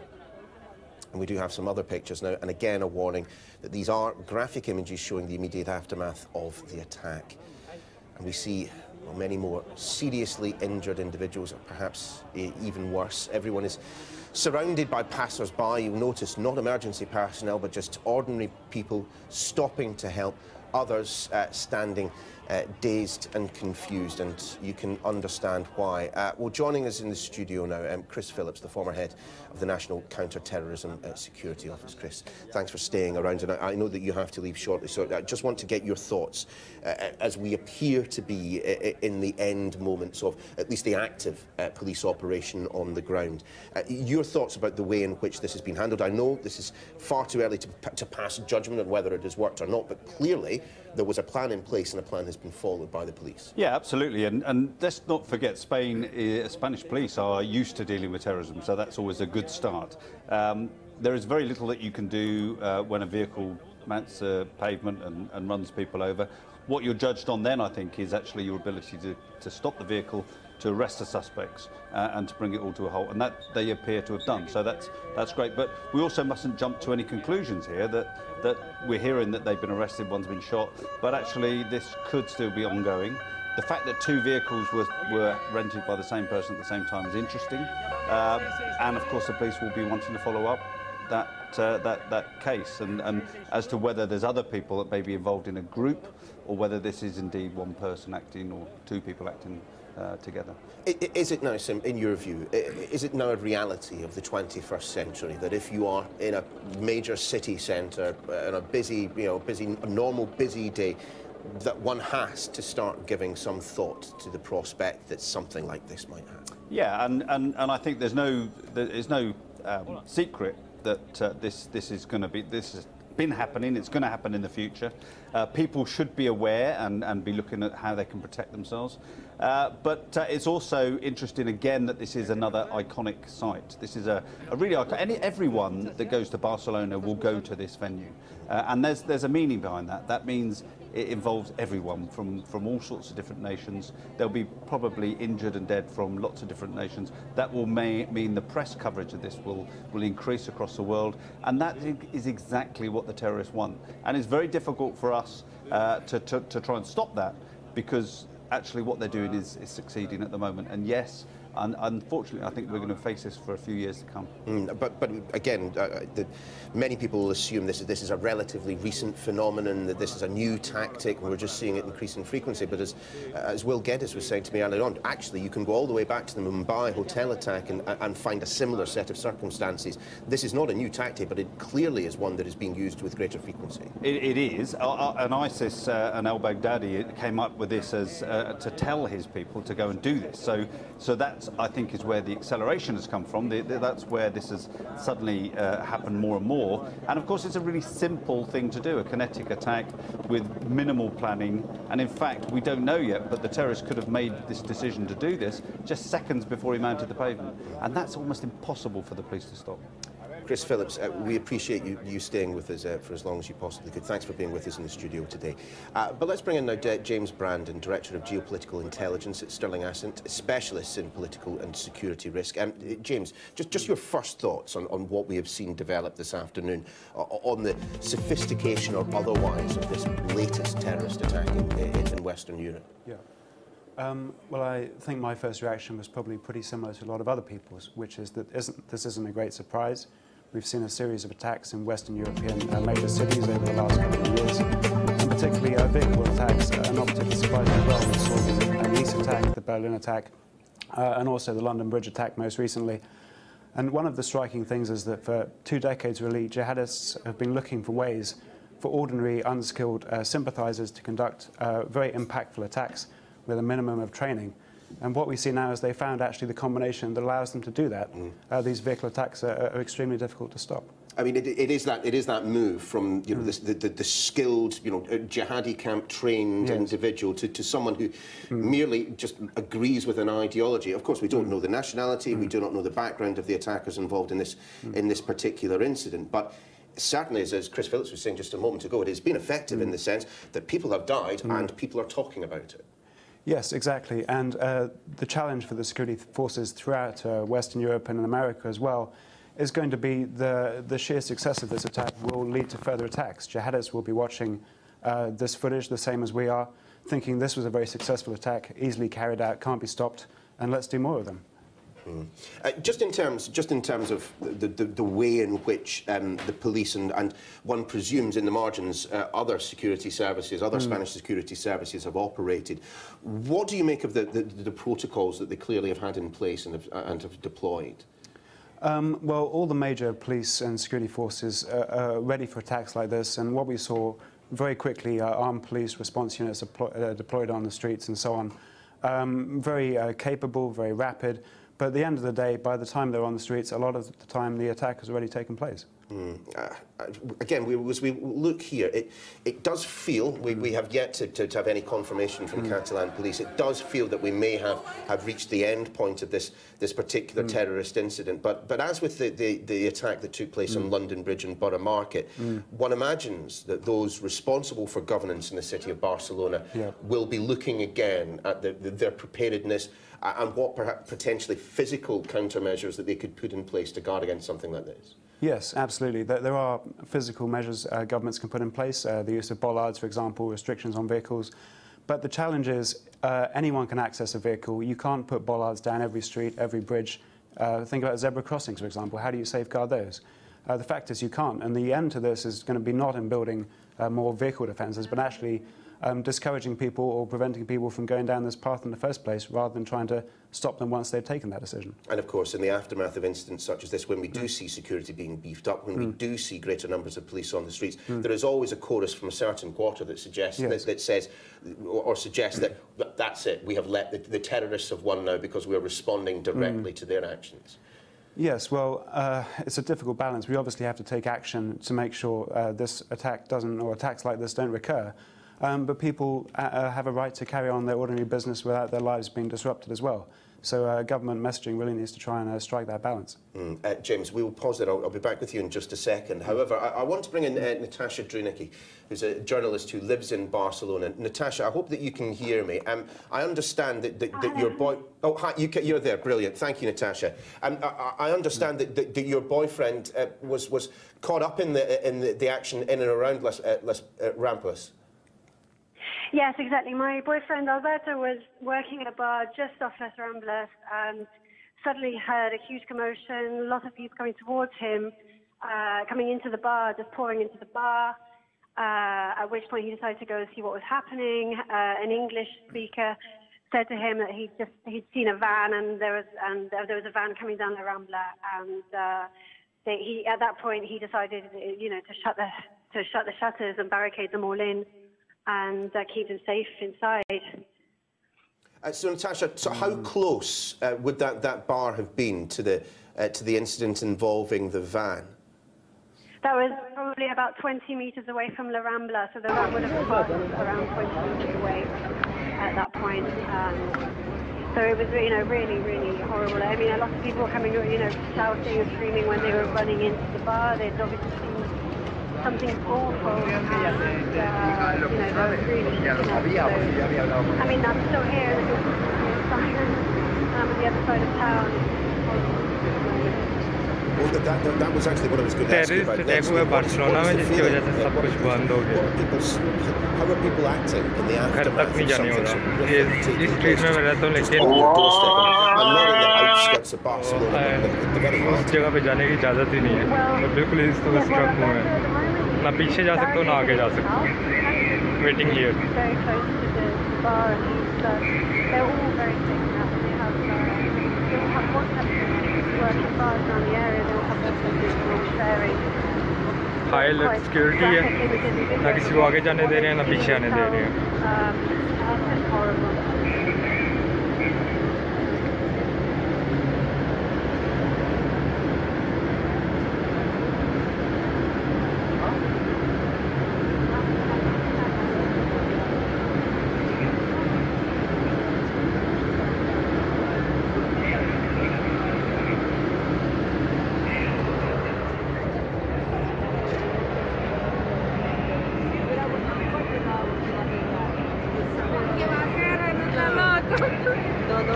Yo le miraba y me dice, tú eres como que se está cerrado. Y yo esperando que me diga, luego no me dijo nada.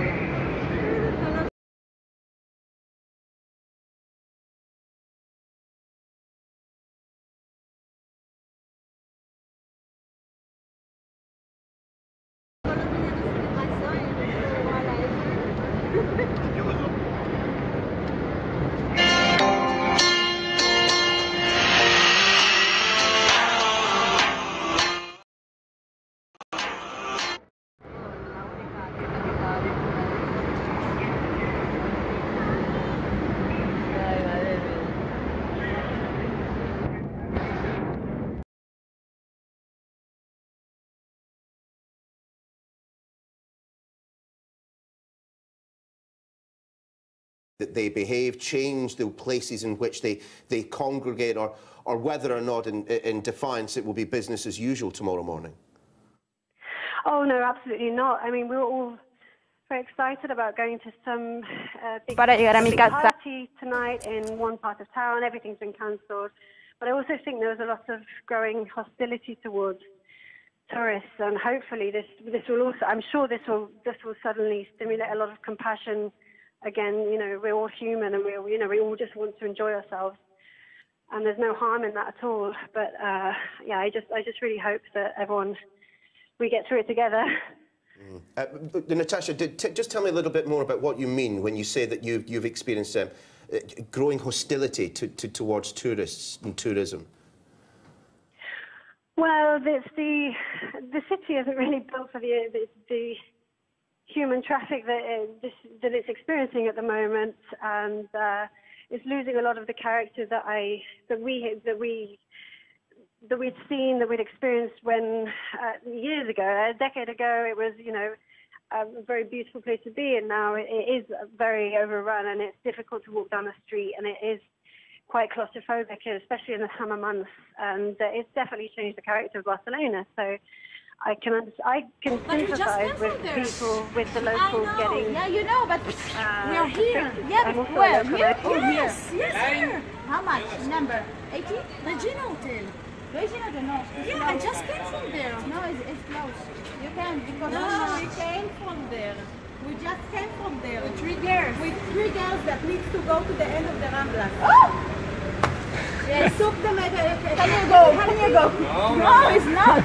It's not possible. It's not my hotel. We just came from there. No. The people we took like 3 girls on a taxi now. Not possible. It's aligned police.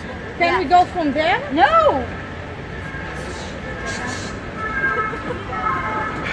Madre mía, la gente.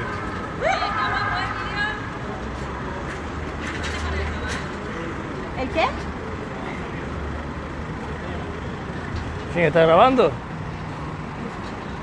Oye, escúchame.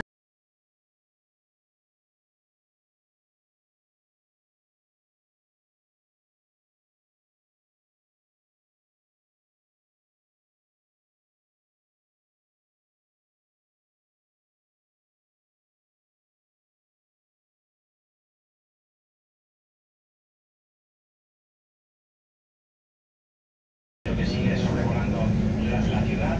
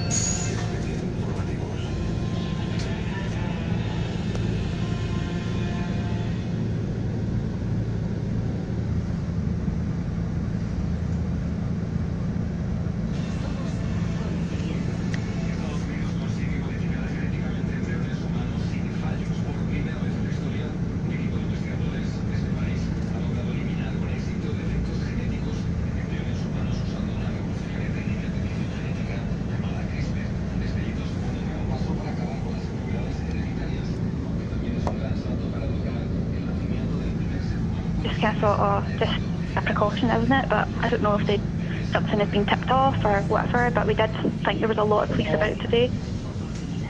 And now that you're back in your hotel, we were just speaking to a colleague of mine who's actually in Barcelona at the moment, who's suggesting that people are being told to get indoors, to stay in their offices, to stay in their hotels. I mean, that, I presume, is the advice given to you as well? Yeah, all the shops were like shutting their shutters down, and the cafes were sort of closing up as well, so I think everyone must be just given the same advice.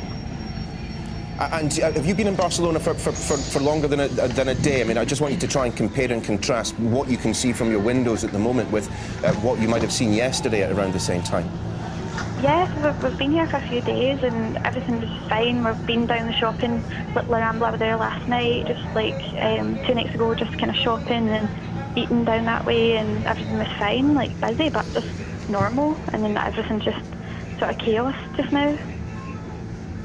That was Lindsay speaking to me from Barcelona just a little bit earlier on. Let's remind you of the image of the suspect that police are now looking for. No indication as to whether or not they believe that he was one of those in the van or someone who is linked in some way to events in Barcelona.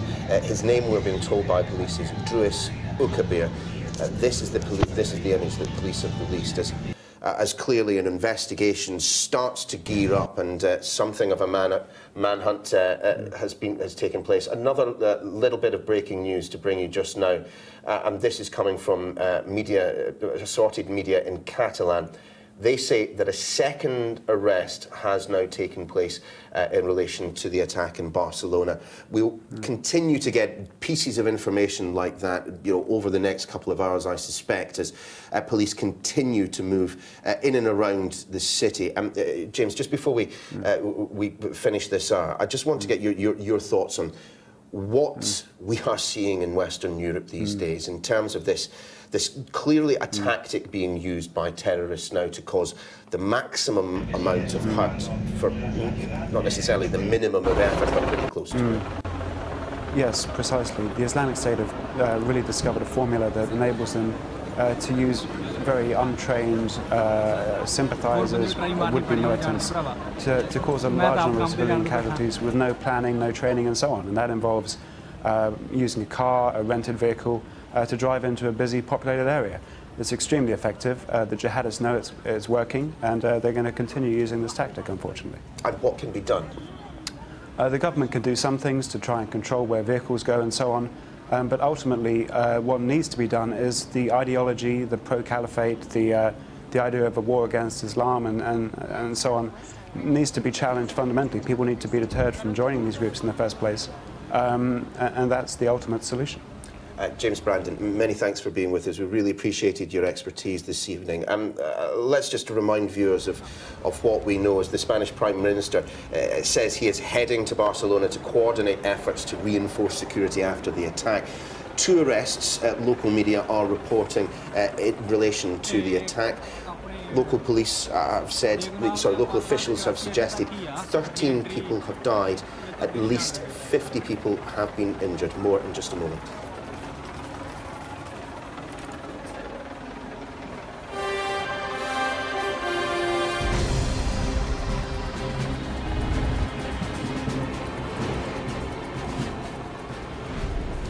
Watching Sky News tonight at 8 o'clock with breaking news from Barcelona. A van has crashed into crowds in the heart of the city's historic Las Ramblas. A Catalan government official says that 13 people are dead and at least 50 injured in what is being treated as a terrorist attack. Police say 1 man has been arrested in connection with the attack. Another is thought to have died. Local media reporting in the past 60 seconds a second man has been arrested. Police have released a photograph of the man alleged to have rented the van used in the attack.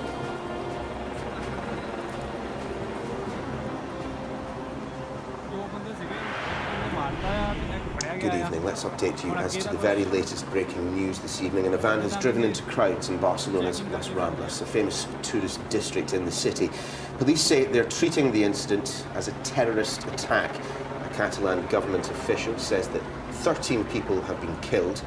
At least 50 people have been injured, including 10 said to be suffering from serious injuries. Catalan police have arrested 1 suspect. Local media are now reporting that another suspect has died in a shootout with officers, also that a second man may well have been arrested. Our senior correspondent Ian Woods brings us the very latest. Screams, panic, sirens. Victims lying on the ground, bystanders shocked and confused as to what to do to help. The familiar aftermath of a terrorist attack with a vehicle weaponized to kill pedestrians. We've blurred the images of the casualties, but there were many. It looks as if some have been thrown into market stalls by the force of the impact. It appears the white van may have travelled several hundred metres along the city's most popular thoroughfare before finally coming to a halt. Any thought that this could simply be a road traffic accident ended with the sight of armed police swarming through the area looking for suspects. It was late afternoon and the historic Las Ramblas district was packed as usual with locals and tourists. The central strip is pedestrianised, but cars are permitted to travel either side. As the dead and injured lay where they'd been hit, those who'd had a narrow escape tried to get to safety. All of a sudden sort of heard a crashing noise and the whole street just started to run, screaming. I saw a woman next to me screaming for her kids. Police were very, very quickly there. Police officers with guns, vans everywhere, and then the whole street started getting pushed back. You could see like chaos at the top, like just cars, etc. And couldn't tell what was happening. And then a shopkeeper who was running down this way, the police were pushed. The police officers who got there just started screaming at people to move back, move back.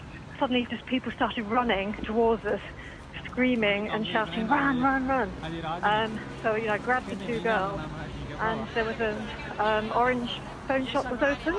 We ran inside, and they locked the doors of the phone shop. Police ordered nearby metro and train stations to close. It wasn't immediately clear whether this was to avoid people getting in the way of the emergency response. But then came word, since denied, that one or more suspects may have been holed up in a nearby bar. The authorities confirmed it was being treated as a terrorist incident.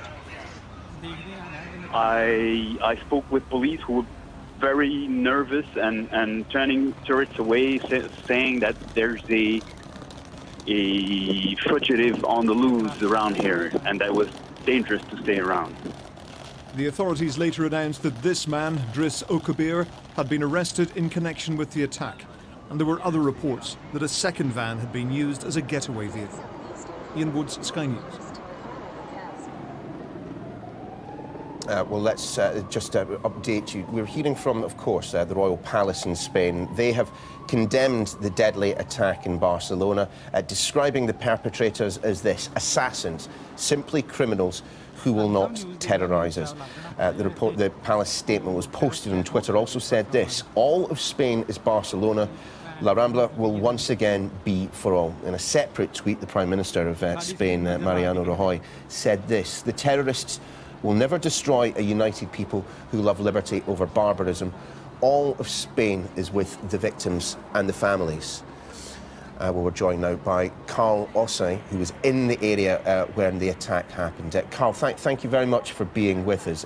Just mentioning there, the Prime Minister of Spain saying that the terrorists will never destroy a united people. I wonder what your view is of that. So my views of... your view of the fact that these terrorists are trying to divide Spain. Well, I think that's a conversation for another day. My priority is to try and get back home to the UK as soon as possible. After I speak to you, my family are in a cab home because I've got my wife and 3 kids. The cabs over here can only take 4 at a time, so I'm struggling to get back to the hotel. Basically, what happened was we crossed Ramblers about a minute or 2 before it happened. We crossed over, went into an alleyway, went into a restaurant, just sat down, and all of a sudden people running into the restaurant, and the shutters came down, and there was shouting and running and screaming all over the place. Got stuck there for about 3 hours. Got let out by an armed police after 3 hours. Took our details, took photographs of us. And whilst we were being escorted, I don't know, someone panicked and, people started running around again. I got separated. Me and my big daughter, or my elder daughter, got separated from my wife and the other 2 girls. We ran into a shop. The shutters came down again. People were screaming, crying. After about half an hour, we got let out again. And here I am trying to find myself back to the hotel. Unfortunately, I can't even get a taxi. So I'm on the streets of Barcelona. Not sure what time I'm going to get back to my hotel. But currently, my wife and kids are on their way. They got a cab on the way to the hotel. So that's okay. You know, I'm sure at one point, I'm going to get to the hotel eventually, I suppose. And the main thing, of course, is that you and your family are safe and well. Carl, I wonder if you can tell us, how quickly you saw the police and other emergency services responding. It didn't take that long because when we were in there, they put a radio on after about 5 minutes. You know, when the shutters came down, they put the radio on and you could hear. There were police in the area anyway, I must admit. There were some police in the area before we went into the restaurant. So, yeah, there was a fair police presence, you know, in the area, I must admit. And just in terms of the feeling on the streets of Barcelona at the moment, I assume, in the immediate aftermath, there was panic, there was terror. In the area of Ramblers, there was, but I'll tell you something, right? Once you move out of the area, people are just going about their normal business. People are in restaurants eating and drinking. You know, everything is fine. And in terms of the numbers that have been injured, I wonder if you saw any of those who were immediately caught up in the van. I did not see anyone. But you know, the speculation and the people that were in the restaurant, both the Spanish and a couple of people that speak English. There was just speculation. I'm not sure how many people were injured. Someone sent photos through to one of the restaurant workers' phones, and it was a big graphic. We're looking at it, but that's about what I know. Carl, many thanks for being with us, and look, we hope that you get back to your family, to your hotel. Someone give me a free ride. Someone give me a free ride home back to London with my family ASAP. I'll be more than happy to take it, please. Thank you very much. Thank you, Carl. Well, let's get the very latest. Our senior correspondent, David Bowden, is at the Sky News Centre with the detail. Let's take you right back to the beginning. Of course, we're in Spain, in the top right-hand corner of Spain, and we first knew of what was a massive crash late this afternoon. But very quickly, it became clear that things were not quite so straightforward, and that it was in fact a terror attack. If we move on, we can go further into the city and say the avenue of Ras Lambras. This is where it happened. This big boulevard, a very pedestrianised area, but there is a passageway for vehicles on both sides, which is clearly how the van got in amongst all those people. And fairly early on, we had reports of people killed and injured, and the van was stopped near the intersection of Carrer del Hospital, pretty much halfway down that big boulevard. Imagine the damage it had done from getting in there and smashing through all of those people. As we move through onto the next graphic, you'll see that the police would call the incident a terror attack, and they moved into an area of market just beyond the Carrer del Hospital. This market area, there were reports of gunfire. Now, so far, nobody's been able to confirm whether or not that was police firing at an alleged terrorist or the other way around.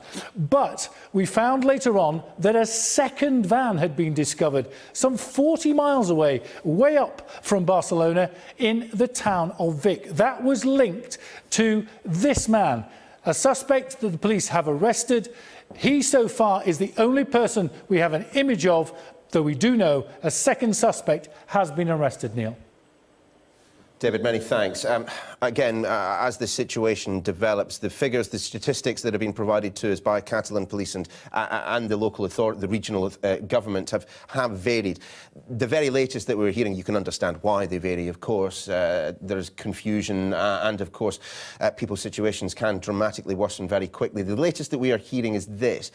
The Catalan regional head has said that 80 people are in hospital for treatment after the Barcelona attack. If 80 people are in hospital, then that certainly means that there will be a higher number of injured, those who were treated on the scene and it was felt could be left without hospitalisation. Also suggesting that the death toll stands at around 12, in the words of the Catalan regional heads. That serves to confirm that we are looking at a death toll into the double figures. We can now bring you some pictures, well, from the immediate aftermath of the attack. And again, although we have extensively blurred them, there is a warning here that they are very graphic indeed. Well, as you can see, the people in these pictures, very, very seriously injured. A lot of people are at the scene helping the wounded. Some people still running away from the attack, but you can see that the van travelled certainly at some distance. And we have some other pictures for you now, and again a warning that these are some very graphic images showing the immediate aftermath of the attack. And you can see more seriously injured individuals. Some of those may well not have survived. Everyone is surrounded by passers-by trying to help them. But of course, there were many people standing dazed and confused. There is a regional press conference taking place. These are representatives of the Catalan regional government. They have confirmed that 2 people have been arrested. This is also the source of that information regarding how many people have been injured. The latest figure that we have is around 80. We're also told by these representatives of the Catalan local government that perhaps 12 people, 12 have been killed as a result, have died as a result of events in that pedestrianised region of the centre of Barcelona. Well, let's just reflect a moment on what has been happening. A little earlier, I spoke to Diana Daniels. Now, she'd just been evacuated from a building near Las Ramblas. I'm actually outside of Paseo de Gracia. Paseo de Gracia, just to put in reference, it's kind of like Rodeo Drive or Fifth Avenue in New York, you know. So we are at the beginning of Paseo de Gracia, which is basically by La Plaza Catalunya, next to Las Ramblas, where everything happened.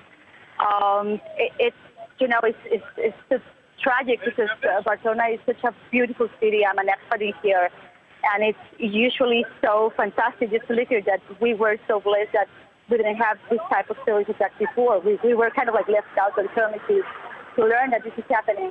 We all are like completely alarmed and sad.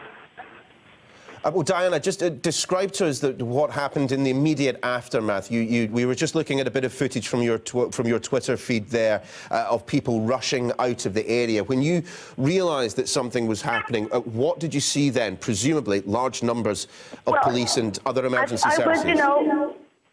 Right. My office is actually, it's a very nice corner office with a big terrace with the view directly into Paseo de Gracia and La Plaza Catalunya. So suddenly we hear all this screaming and yelling at people. Like, so we went and rushed to the terrace to see what's happening. And we saw all these people, tourists running with bags, moms, kids, everybody trying to find some shelter in some of the buildings around. So we didn't even know what was happening. We just saw like a massive amount of people trying to cover from something. We heard noise, like we were not sure it was like shots or some type of thing in there, but we didn't know at the moment.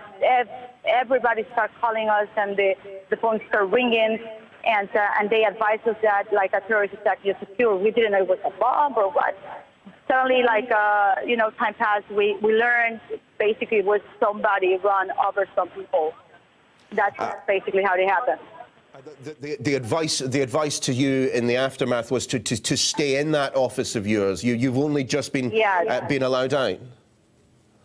Yes, exactly. I mean, it's we've been under the lock for the past an hour and a half, and just now the police of Catalonia came and say that we need to evacuate immediately. So we just came out of the buildings, and that's how it basically happened. And many people probably, this is an area that is like full of tourists and hotels. So many of the people that are probably, their hotels are over there. They're just there waiting to see when can they cross the area. But it's about like a 4 blocks radio that you're not allowed to get in.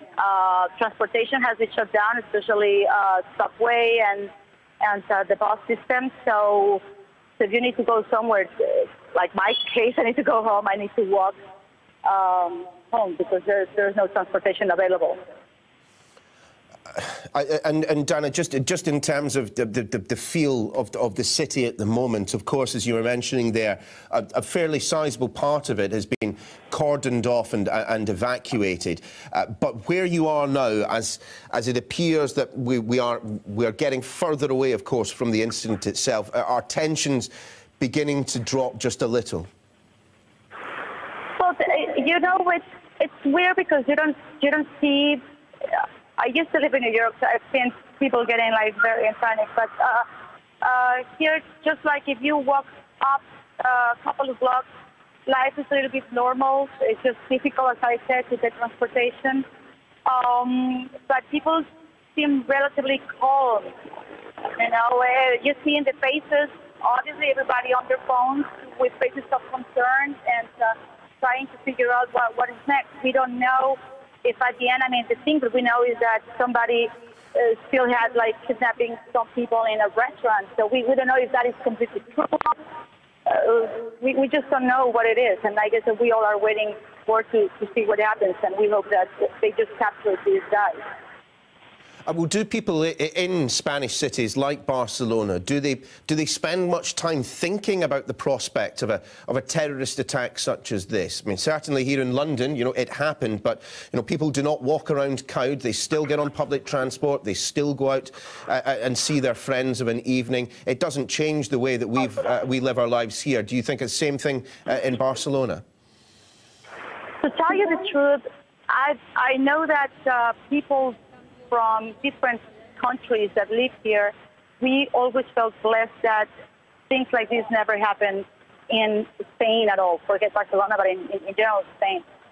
So I'm not sure what is going to happen tomorrow. For sure, we're going to be a little bit more conscious about it. We were just happy that we were not touched by terrorism, you know. And Barcelona has become a hub for startups doing many things. For instance, we are in the mobile application business. So you see people from many parts of the world that they not only come for tourism but also for work because it's a safe place to be and it's a beautiful place to be. So it's heartbreaking to know that this is happening. Well, as you might imagine, there has been a response to events in Barcelona from many of the holders of the world's great offices of state. The Prime Minister has released a statement about the attack via her official Twitter account. She said this: "My thoughts are with the victims of today's terrible attack in Barcelona and the emergency services responding to this ongoing incident. The UK stands with Spain against terror." Now, the US Secretary of State Rex Tillerson has also offered America's support to Spain. He was speaking to the media alongside his Japanese counterpart in Washington. Both, of course, condemned the attack in Barcelona. We offer our condolences to the loss of life and the injuries that have occurred to so many innocent people yet again. We will continue to monitor the situation. We stand ready to assist law enforcement, national security authorities in Spain, our consulates in Barcelona, and our entire Mission Spain team are currently assisting Americans in Spain who are affected by these events. We ask U.S. citizens in the area to let your loved ones know you are safe. Terrorists around the world should know the United States and our allies are resolved to find you and bring you to justice. We had Rex Tillerson there talking about the United States allies around the world united in purpose of bringing those responsible to justice. We have, of course, heard from one US ally. The German Chancellor, Angela Merkel, has condemned what she describes as a revolting attack in Barcelona. We are thinking, she says this, "We are thinking with profound sadness of the victims of the revolting attack in Barcelona, with solidarity and friendship alongside the Spanish people." We've also heard from the President of the United States, Donald Trump. He said this: "The United States condemns the terror attack in Barcelona and will do whatever is necessary to help. Be tough and strong. we love you. We're told by the Vatican that Pope Francis is praying for the victims of the Barcelona attack and has expressed his closeness to their families. Vatican spokesman said that the Pope was greatly worried about the attack and is said to be following developments closely. The Vatican has, in fact, increased security for his public events in order to try and prevent similar truck assaults on crowds that you tend to see gathering for events involving the Pope, including, of course, those weekly audiences and Sunday blessings that take place in St Peter's Square. We have, of course, also heard, as you would imagine, from the Mayor of London, Sadiq Khan. So soon, the incident in Barcelona taking place after events on London Bridge and Borough Market. Sadiq Khan has said this: my thoughts are with the victims of this barbaric terrorist attack in the great city of Barcelona and with their brave emergency services. He concludes by saying this: London stands with Barcelona against the evil of terrorism. Now, the very latest. Catalan police are informing us about a separate incident that has taken place today. They confirm that a driver ran into two policemen at a Barcelona checkpoint, a Barcelona police checkpoint, ahead of the events that took place, which led to the deaths of, we're told, at least 12 individuals. That information is pretty much all that we have from the police about this second incident. What we can say, however, is that Barcelona's mayor, speaking just a little bit earlier, has suggested that there will be a minute's silence taking place at midday tomorrow in the main square to show, in his words, that we are not scared after the attack. And the very latest that we have heard, the Islamic State group's Amaq news agency has said that Islamic State has claimed responsibility for the attack in Barcelona. And of course, we should take that with a pinch of salt, given the fact that they have claimed responsibility for incidents which were nothing to do with them in the past. We discussed that and a number of other issues a little earlier with the security expert Will Geddes, who's in Barcelona. He described to me the scene that he was witnessing. The cordon was running at the very south end of Las Ramblas by the Columbus Monument. They've now moved and pushed everybody back even further, and there are more emergency services turning up. Now, from local sources that I'm speaking to right now, there are various reports coming through, as yet unconfirmed, of 13 dead, but also a siege situation which is still occurring. Again, as you know, a lot of these initial reports can be inaccurate, so we'll need confirmation. But it's believed that of the two men in the siege situation, one of them is the driver of the van that carried out the initial attack.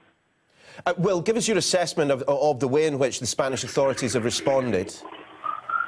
Well, at the moment, they're trying to keep it as relaxed as they possibly can. I mean, the plainclothes officers that are dealing with the members of the general public, and Las Ramblas is, if you like, the Piccadilly Circus of Barcelona. It's full of tourists. It is very much a tourist-concentrated area. There's an awful lot of people. I was up here at lunchtime today, and obviously the authorities are doing their best to try and not panic the locals or, for that matter, tourists that are in the immediate vicinity. Just again, this cordon that's in place at the moment, partly to get people to safety, partly because there's a manhunt, partly also to preserve the scene for any evidence. Just talk to us a little bit about that. Well, absolutely. You know, your previous guest was absolutely right. The most important thing is to preserve evidence, but also to contain the situation, especially if it's still live, or they can't confirm that they have it entirely contained, if you like, in terms of the potential suspects. Now, at the moment, obviously information is going to be somewhat foggy until they can determine how many people were involved, how many perpetrators, do they know and have they accounted for where they are, and whether they can control them in that area and stop it evolving into what is probably the most feared type of situation, obviously, in terrorist circles right now, which is a multiple or series of attacks that could take place in other locations. Well, I was sitting in this very chair when a very similar incident occurred in and around London Bridge and Borough Market. It does feel that we are seeing this type of incident with increased frequency. Is that the case, or are we just focusing on it rather much more than we did in the past? Is this a new tactic that's increasing in frequency or not? Well, it's not especially a new tactic. I mean, we saw similar types of attacks being carried out in Mumbai many years ago. I think it's almost 10 years ago now. In terms of, obviously, the delivery or using a vehicle as a platform for delivery of attack, as we've seen with Borough Market, Nice, Berlin Christmas Market, and now here in Barcelona. This is a very easy way for a terrorist to carry out a devastating attack, particularly in a open area where there's a number of pedestrians that are concentrated in that area. And Las Ramblas, if viewers see it, obviously on Google Maps and Street View, you'll see it's a very, very small, narrow road in many regards. And therefore, you've got lots of people in that area. It makes it very easy for them. And as we know with the terrorists, they'll always look for the path of least resistance and the easiest way to carry out the most devastating attack. Simply put, in a city such as Barcelona, in a city such as London, unless you pedestrianise the entire thing, unless you ban traffic from entering, it is impossible to guard entirely against incidents such as this, isn't it? Well, to a degree. I mean, certainly vehicle mitigation measures, as we're seeing right across London, for example, and other cities in the UK, are making it increasingly difficult for this type of attack to take place. I think what we have to accept, and unfortunately acclimatise ourselves to, is that we will see more of these concrete blocks on bridges in sort of busy, populated areas, shopping areas, which again are there to protect us, obviously, against this type of attack. Because unfortunately, whilst vehicles are always going to be allowed on the road, they're always going to potentially be a vulnerability to be exploited. And another aspect of a city's preparedness for situations such as this is having their officers, is having their police officers, is having their ambulance personnel, having their armed and unarmed officers trained. We were told that protocols were followed. It is clear that there was a plan in place in Barcelona to respond to an incident exactly like this. Yeah, absolutely. From the reports I'm receiving here locally, Neil, their actions were pretty immaculate, and they have been rehearsing, like other counter-terrorism agencies and forces around the world. They've been rehearsing for these types of incidents. Now, in terms of its location, Barcelona is a challenging environment to protect against this type of attack. I mean, coming to the Las Ramblas location, walked along the beachfront from my hotel to get here, which is the quickest route for me. And everybody's out on the beach. It's a very open area, so there are lots of different places that those with malintent could potentially choose to attack. So what, in your mind, will the protocols be for what happens next? The priority, of course, is to find those responsible. But in the immediate aftermath, there are always concerns about secondary attacks. We should expect to see a security presence on the streets, a beefed-up security presence on the streets of Barcelona for some time to come. Absolutely. And I mean, and in terms of the Spanish authorities, they're very well versed and experienced, as we are in the United Kingdom, in dealing with terrorism, having had many years dealing with ETA, the Basque separatists.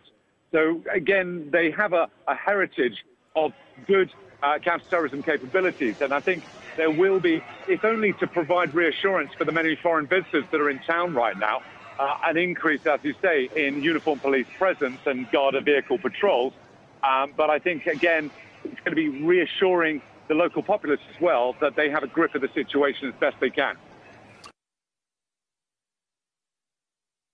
Events that have taken place this evening. A van has driven into crowds in Barcelona's Las Ramblas, a famous tourist district. Police say they are treating the incident in the Catalan city as terrorism. And in the past few minutes, the Islamic State news agency has said that the terror group was behind the attack. A Catalan government official says that 12 people have died as a result. The Belgian Foreign Ministry has said that one of its nationals is among that number. At least 80 people have been injured, at least 10 of those suffering from serious injuries. We are told that 2 suspects are now in police custody. Local media earlier reported that another suspect died in a shootout with officers. Our senior correspondent, Ian Woods, has the very latest. Screams, panic, sirens. Victims lying on the ground, bystanders shocked and confused as to what to do to help. The familiar aftermath of a terrorist attack with a vehicle weaponised to kill pedestrians. We've blurred the images of the casualties, but there were many. It looks as if some had been thrown into market stalls by the force of the impact. It appears the white van may have travelled several hundred metres along the city's most popular thoroughfare before finally coming to a halt. Any thought that this could simply be a road traffic accident ended with the sight of armed police swarming through the area looking for suspects. It was late afternoon and the historic Las Ramblas district was packed as usual with locals and tourists. The central strip is pedestrianised, but cars are permitted to travel either side. As the dead and injured lay where they'd been hit, those who'd had a narrow escape tried to get to safety. All of a sudden, sort of heard a crashing noise, and the whole street just started to run, screaming. I saw a woman next to me screaming for her kids. Police were very, very quickly there. Police officers with guns, vans everywhere, and then the whole street started getting pushed back. You'd see like chaos at the top, like just cars, etc., and couldn't tell what would happen. And then a shopkeeper who was running down this way, the police officers who got there just started screaming at people to move back, move back. Suddenly just people started running towards us, screaming and shouting, run, run, run. So, I grabbed the two girls, and there was an orange phone shop was open. We ran inside and they locked the doors of the phone shop. Police ordered nearby metro and train stations to close. It wasn't immediately clear whether this was to avoid people getting in the way of the emergency response. But then came word, since denied, that one or more suspects may have been holed up in a nearby bar. The authorities confirmed it was being treated as a terrorist incident. I spoke with police who were very nervous and turning tourists away, saying that there's a fugitive on the loose around here and that it was dangerous to stay around. The Catalan authorities later announced that two suspects, including this man, Driss Okabir, had been arrested in connection with the attack. There were other reports that a second van had been used as a getaway vehicle. Ian Woods, Sky News. Our senior correspondent David Bowden is at Sky News Centre with the story of how the day's events unfolded. Well, it all began some 4 hours ago now in Barcelona with what police said at the time was a massive crash. We later found out that there were people killed and injured, and that the van had ended up at a place called Carrer del Hospital, about halfway down Las Ramblas. Las Ramblas is this big thoroughfare right through the city, packed with tourists. And of course, people then said this was a terror attack. This wasn't an accident after all, this was a terror attack. Following that, there were reports of gunfire near a market close by. These are unconfirmed reports. Nobody has ascertained whether this was police firing at a suspect or the other way around. But what we do know is that shortly after this unfolded, police discovered a second van 40 miles or so to the north of Barcelona, which they have linked to this attack. And of course, we do know that they've arrested two people, one of whom is that man you see on your screen. Neil. David, many thanks indeed. We can now bring you some pictures from the immediate aftermath of the incident in Las Ramblas. Though we have extensively blurred them, and please do be warned that they are indeed very graphic. Now, as you can see, the people in these pictures are certainly very seriously injured, though, as you will notice, a lot of people have remained at the scene helping the wounded. Some people, though understandably, still shown running away from the scene of the attack. And we have some other pictures to show you now, and a warning again that these are graphic images showing the immediate aftermath of what is being described by Catalan police as a terrorist attack. And you see many more seriously injured individuals, perhaps even worse than that, in fact. Everyone surrounded, though, by passers-by trying to help them, even though many people are standing there dazed and confused. For more on this, let's talk now to Dr. Sajan Gohel, a security and counter-terrorism analyst from the Asia Pacific Foundation. Sajan, thanks very much for being with us.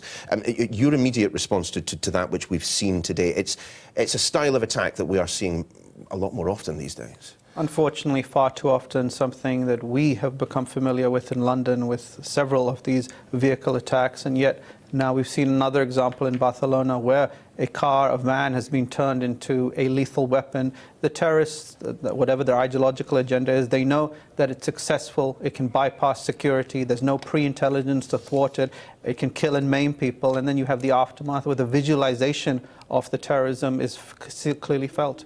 Just 1 second, Sergeant, because throughout the day we have been reporting on reports of gunfire, of the fact that there was a shootout somewhere in the city. Well, a little earlier we reported that there, at a police checkpoint, 2 people drove through. A little bit more information from TV3, local media in Spain. They have said that a white Ford Focus was driving and refused to stop at that police checkpoint. 1 police officer in that encounter was shot in the foot. One of the attackers, though, we were told, was dead after the police shootout. The chronology of events in Barcelona is very, very confusing, but it certainly does appear the reports that gunfire was exchanged were accurate. A little bit more detail here. A driver ran over 2 police officers, this according to the Reuters news agency, at that checkpoint in Barcelona, following the van attack in the city centre. This information, Reuters reporting, emerging from statements made by Catalan police, in fact, on Twitter. It's not immediately clear, though, whether the incident was linked to the van attack in the city centre, which, of course, as we know, has led to the deaths of, well, certainly between 12 and 13 people, according to which Catalan government official that you speak to. Let's return to Dr. Sajan Gohel. In terms of what is happening on the streets of Barcelona now and what happened just a little bit earlier, it's pretty clear that they had a plan in place, as one presumes every major city across Europe has at the moment. Oh, well, the attackers clearly planned this out. They must have done their reconnaissance. They must have actually done surveillance off the routes of Las Ramblas. They must have seen that there are no physical obstacles on the pavement, which is very commonly frequented by tourists. You have vendors selling items, there are people eating out. It's quite a narrow part, Las Ramblas, and it's very heavy with tourism, especially at this time of year. So unfortunately, this was something that was well planned out by the terrorists with the specific intent on killing and maiming so many people, as we've seen with those horrific images. As one of our guests was mentioning earlier, of course, huge numbers of tourists there, peak season in Barcelona. There would undoubtedly have been an increased police presence on the streets just in terms of the street crime that you would see there. However, just from the pictures that we have seen, the moving video and the still photography that we have seen, the police and the emergency services arrived on the scene within minutes and in huge numbers. Right, and in fact, in the coming past few weeks, the authorities in Spain have elevated their concern about potential threats of terrorism or potential blowback from individuals ideologically motivated by ISIS, where we've seen that they've lost Mosul in Iraq and potentially Raqqa is now next, and they've called for attacks in Spain. We've seen these type of incidents in France, in Germany, in Britain. Unfortunately, now it is Spain's turn, and they're no stranger to terrorism. A una cuadra bastante larga, por cierto, de la Plaza Cataluña, que es el punto norte de la Rambla, que es donde el coche que pasó el día de hoy atropelló a varias personas. Vamos a ver si allá al fondo pueden observar algunas luces intermitentes. Esos son los coches de la policía y de las ambulancias que están actualmente prestando servicios en ese momento, tanto de atención médica como de seguridad.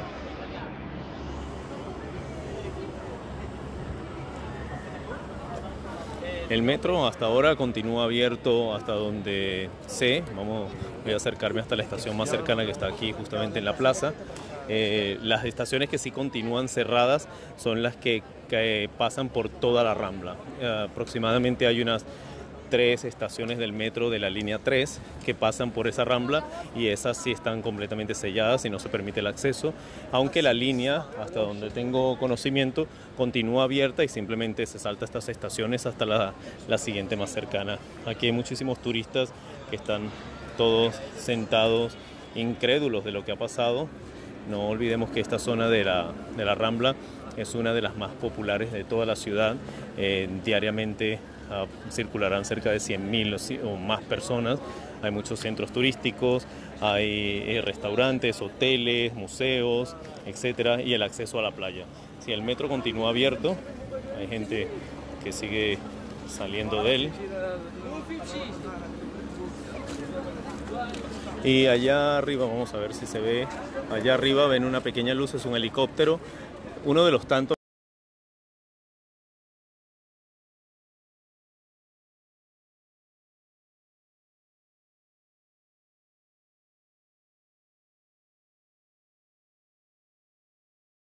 plots that the authorities managed to disrupt. There have been many more. Unfortunately, the volume of this doesn't seem to be slowing down in any way. Still, whilst we say that this is not necessarily the most sophisticated attack, they have chosen a location where there will have been hundreds, if not thousands, of people milling around and certainly not looking over their shoulder to check whether or not a van is approaching them at speed. Right, and why should anybody be concerned about that? People minding their own business, shopping, eating, or going on holiday. Unfortunately, this is also the time that the terrorists want to operate. ISIS, through their propaganda machinery, especially their online magazine, Rumaya magazine, specifically has laid out the type of locations that vehicle attacks should be aimed at. So marketplaces, during festivals, political rallies, and unfortunately Las Ramblas in Barcelona very much fits into the modus operandi of what ISIS wants. So in terms of combating attacks of this type, clearly security services, police forces around the world will have prepared their response to something like this. But how do we stop it from happening in the first place beyond de-radicalization? Are currently assisting Americans in Spain who are affected by these events. We ask U.S. citizens in the area to let your loved ones know you are safe. Terrorists around the world should know the United States and our allies are resolved to find you and bring you to justice.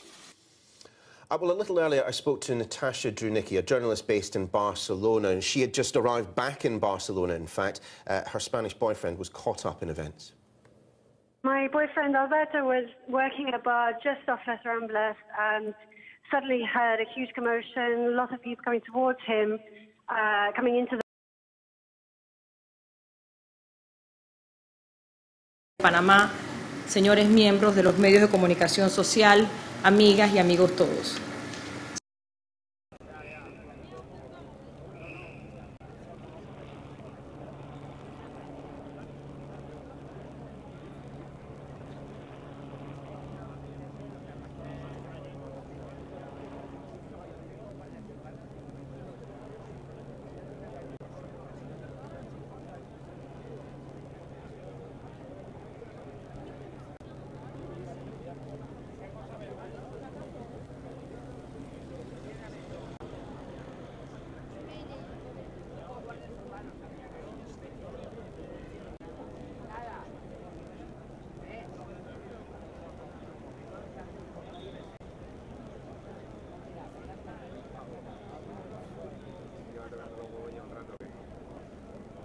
We offer our condolences to the loss of life and the injuries that have occurred to so many innocent people yet again. 13 people dead. We will continue Dozens to were monitor injured the situation. when the van mowed down stand ready crowds, to assist law zigzagging, enforcement, sparking national panic through security the authorities streets. in Spain. Police have told people to Our run for their consulates lives. in Barcelona and our entire Mission Spain team are currently assisting Americans in Spain who are affected by these events.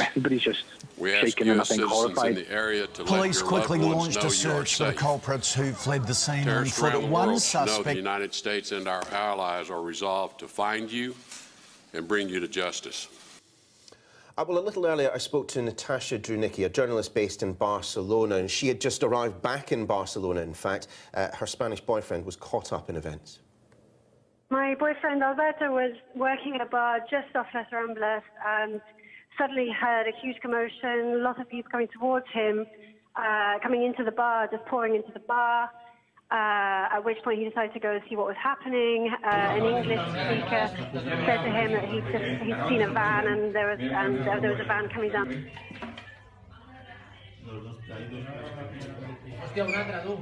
Otro. Aquí en el que va. Cuidado. A ver si van a hacerlo. No tiene pinta, nada. Esto es un chaval, nada. Por la ventana. Este es un chaval y ha estado llorando y todo, fíjate lo que le digo. Pero no, que va. Este otro que has soltado. No lo vas a pagar, pero este chaval ha vacunado. Qué raro, ¿no? ¿Qué han soltado? Eso sí que me parece.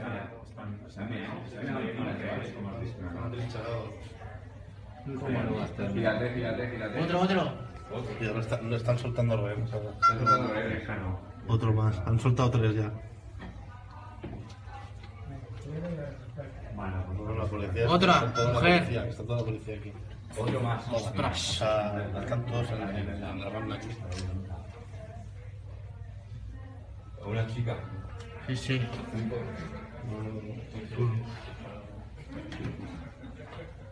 Otra.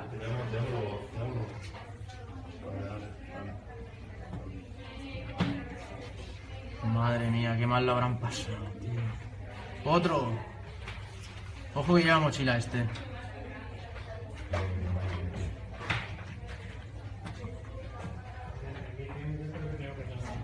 Ah, no. Este muero, tío.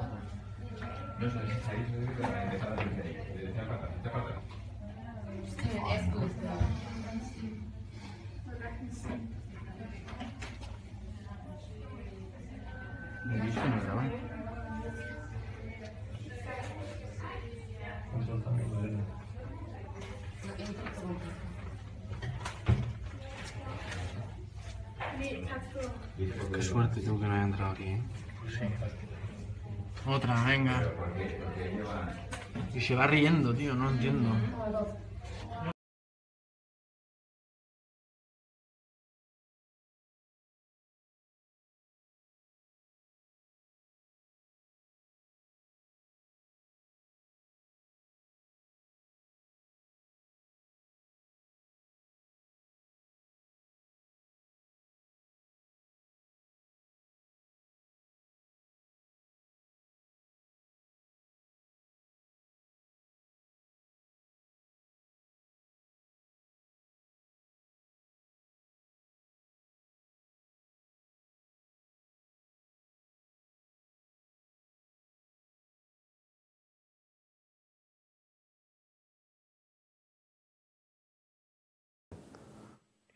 Oh, no, absolutely not. I mean, we were all very excited about going to some big party tonight in one part of town. Everything's been cancelled.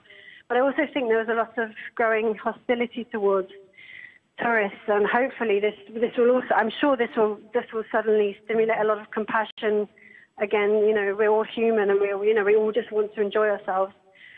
And there's no harm in that at all. But yeah, I just really hope that we get through it together. Natasha, just tell me a little bit more about what you mean when you say that you've experienced growing hostility towards tourists and tourism. Well, the city isn't really built for the human traffic that it's experiencing at the moment, and it's losing a lot of the character that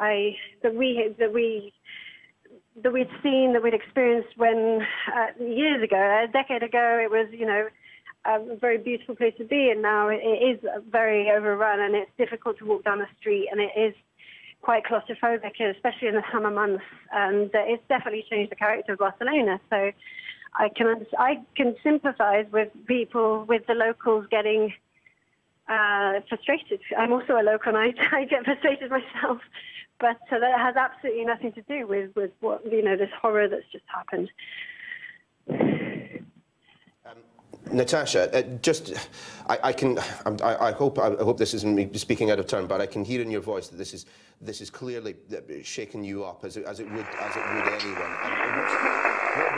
Sky King, this is Gloomtube. Message is as follows: Golf, Lima, Oscar, Mike, Tango, Uniform, Bravo, Echo.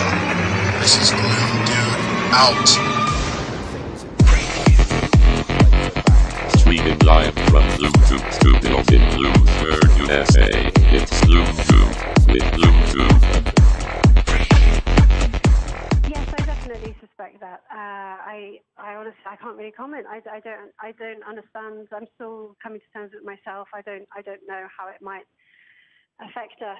But I know that a lot of visitors will be deterred from coming here, and I know that many locals will. I don't know. I hope that many locals will feel a bit more compassionate towards visitors here. Well, a little earlier, local police released this image of Druce Ukabir, said to be a suspect in the police investigations. We believe that he was the first of the two individuals taken into custody. The suggestion is that the reason people were interested in him was that he maybe rented one of the vehicles that has been used in the attack in Barcelona today. Local police actually are now telling us that the local bomb squad officers are checking the area in Barcelona, in the Barcelona outskirts, where a little earlier, as we were reporting, there was an incident involving a car refusing to stop at a police checkpoint. The bomb squad bomb disposal officers are checking the area in and around that checkpoint, where two police officers were struck by the driver of a car who refused to stop for the police. Let's bring you some images now from the immediate aftermath of the attack in central Barcelona. Again, we have extensively blurred these pictures, but do please be warned that they are indeed very graphic. Now, as you can see in these pictures, the people are very, very seriously injured. You can understand why, with a van, of all things, travelling at such speed. But you still see a lot of locals, a lot of bystanders helping the wounded, some, though, still choosing to run away from the scene of the attack. Again, entirely understandably, and some more images of people seriously injured, or perhaps even worse. Everyone, though, there, as you can see, surrounded by non-emergency personnel. They arrived on the scene very soon after that. Instead, you saw locals, perhaps tourists, standing there and helping, others standing dazed and confused. We've been, throughout the evening, speaking to a number of people who were in Las Ramblas when the attack took place, including Lindsay Davidson. Here's what she saw. So we were in a changing room in a shop called Pull & Bear in Las Ramblas, and we just were sort of waiting around, and then we saw loads of people sort of crowding out and like running out the door, and like initially we thought there was like a celebrity or something there, and then we just decided to wait for a few minutes just to see what it was, because everyone was just, they weren't too panicked, and then we decided to leave and we went out the shop, and there was police everywhere, ambulances, fire engines, like bomb disposal squads and stuff, and they were just directing everyone like to go as far away from the area as you could. So we're just back at our hotel now. They said it was the best thing to do, so yeah, it's pretty scary.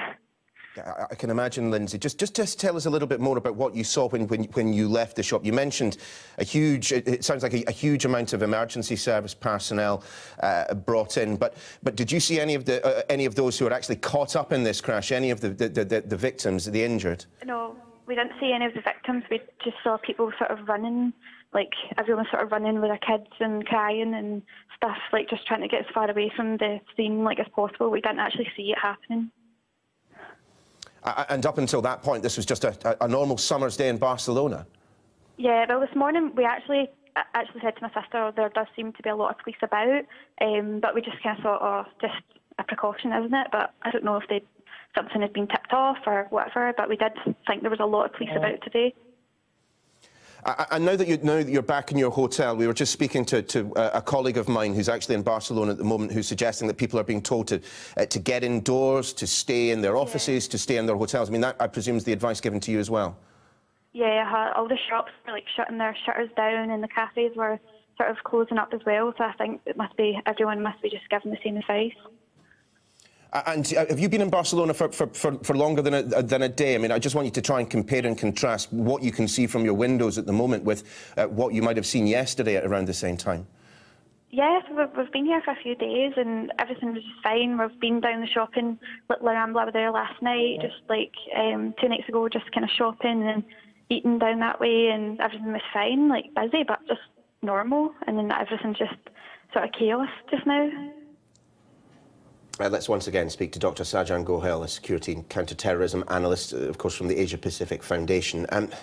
It really is quite something, isn't it, Sajan, that in this day and age, someone in possession of a car can not only bring a city centre to a standstill, but kill quite so many and have the eyes of the world, everyone from the US president all the way to the Roman Catholic Pope, talking about their actions. I'm afraid so. You're looking at yet another example of a vehicle being turned into a lethal weapon, low-tech, low-sophisticated, but nevertheless high-impact, designed to create mass casualties. also the visualization of terrorism, because the terrorists know that people with their mobile phones will record it, it will get streamed online, and that feeds into the oxygen of publicity. So this is something that the cycle of terrorism keeps repeating itself. They found a tactic that they can use successfully, and they will keep replicating it. Today it's Barcelona, before it was in London, in Berlin, in Nice in France, and we're seeing many of these instances. And again, we've heard from the Islamic State's news agency that they are claiming responsibility. What is your analysis of the likelihood of them having some form of involvement? And if so, what might that be? At the very least, a lot of these attacks has an assisted element from ISIS online. They use encrypted messaging, the dark web, to operate, to talk to other individuals that share the warped ideology. They will give them instructions, guidance, tactics, suggestions as to how to carry out attack. You don't need to go to join ISIS in Iraq and Syria. You can be recruited online, and it's that type of online radicalization that unfortunately is very hard to stop and foil, especially as they use encrypted messaging, which makes it harder for the authorities to discover. So impossible then to intervene in that process of radicalization and begin the de-radicalization, so to speak? It is harder. There is, of course, important efforts that can be made to de-radicalize individuals, but they have to be identified. They also have to be some people that the authorities get information from. If these type of plots carry very little pre-intelligence, because it's not a sophisticated plot, dozens of people, mass casualty, cell, this is one or two people. Dr. Sajjan Gohel, thank you very much for being with us. Well, as we look at live pictures from Barcelona, you're watching Sky News, and coming up at 9 o'clock with Anna Jones, we'll bring you the very latest on the investigation in Barcelona, where 12 people have died in a terror attack. The terror group Islamic State says it is responsible.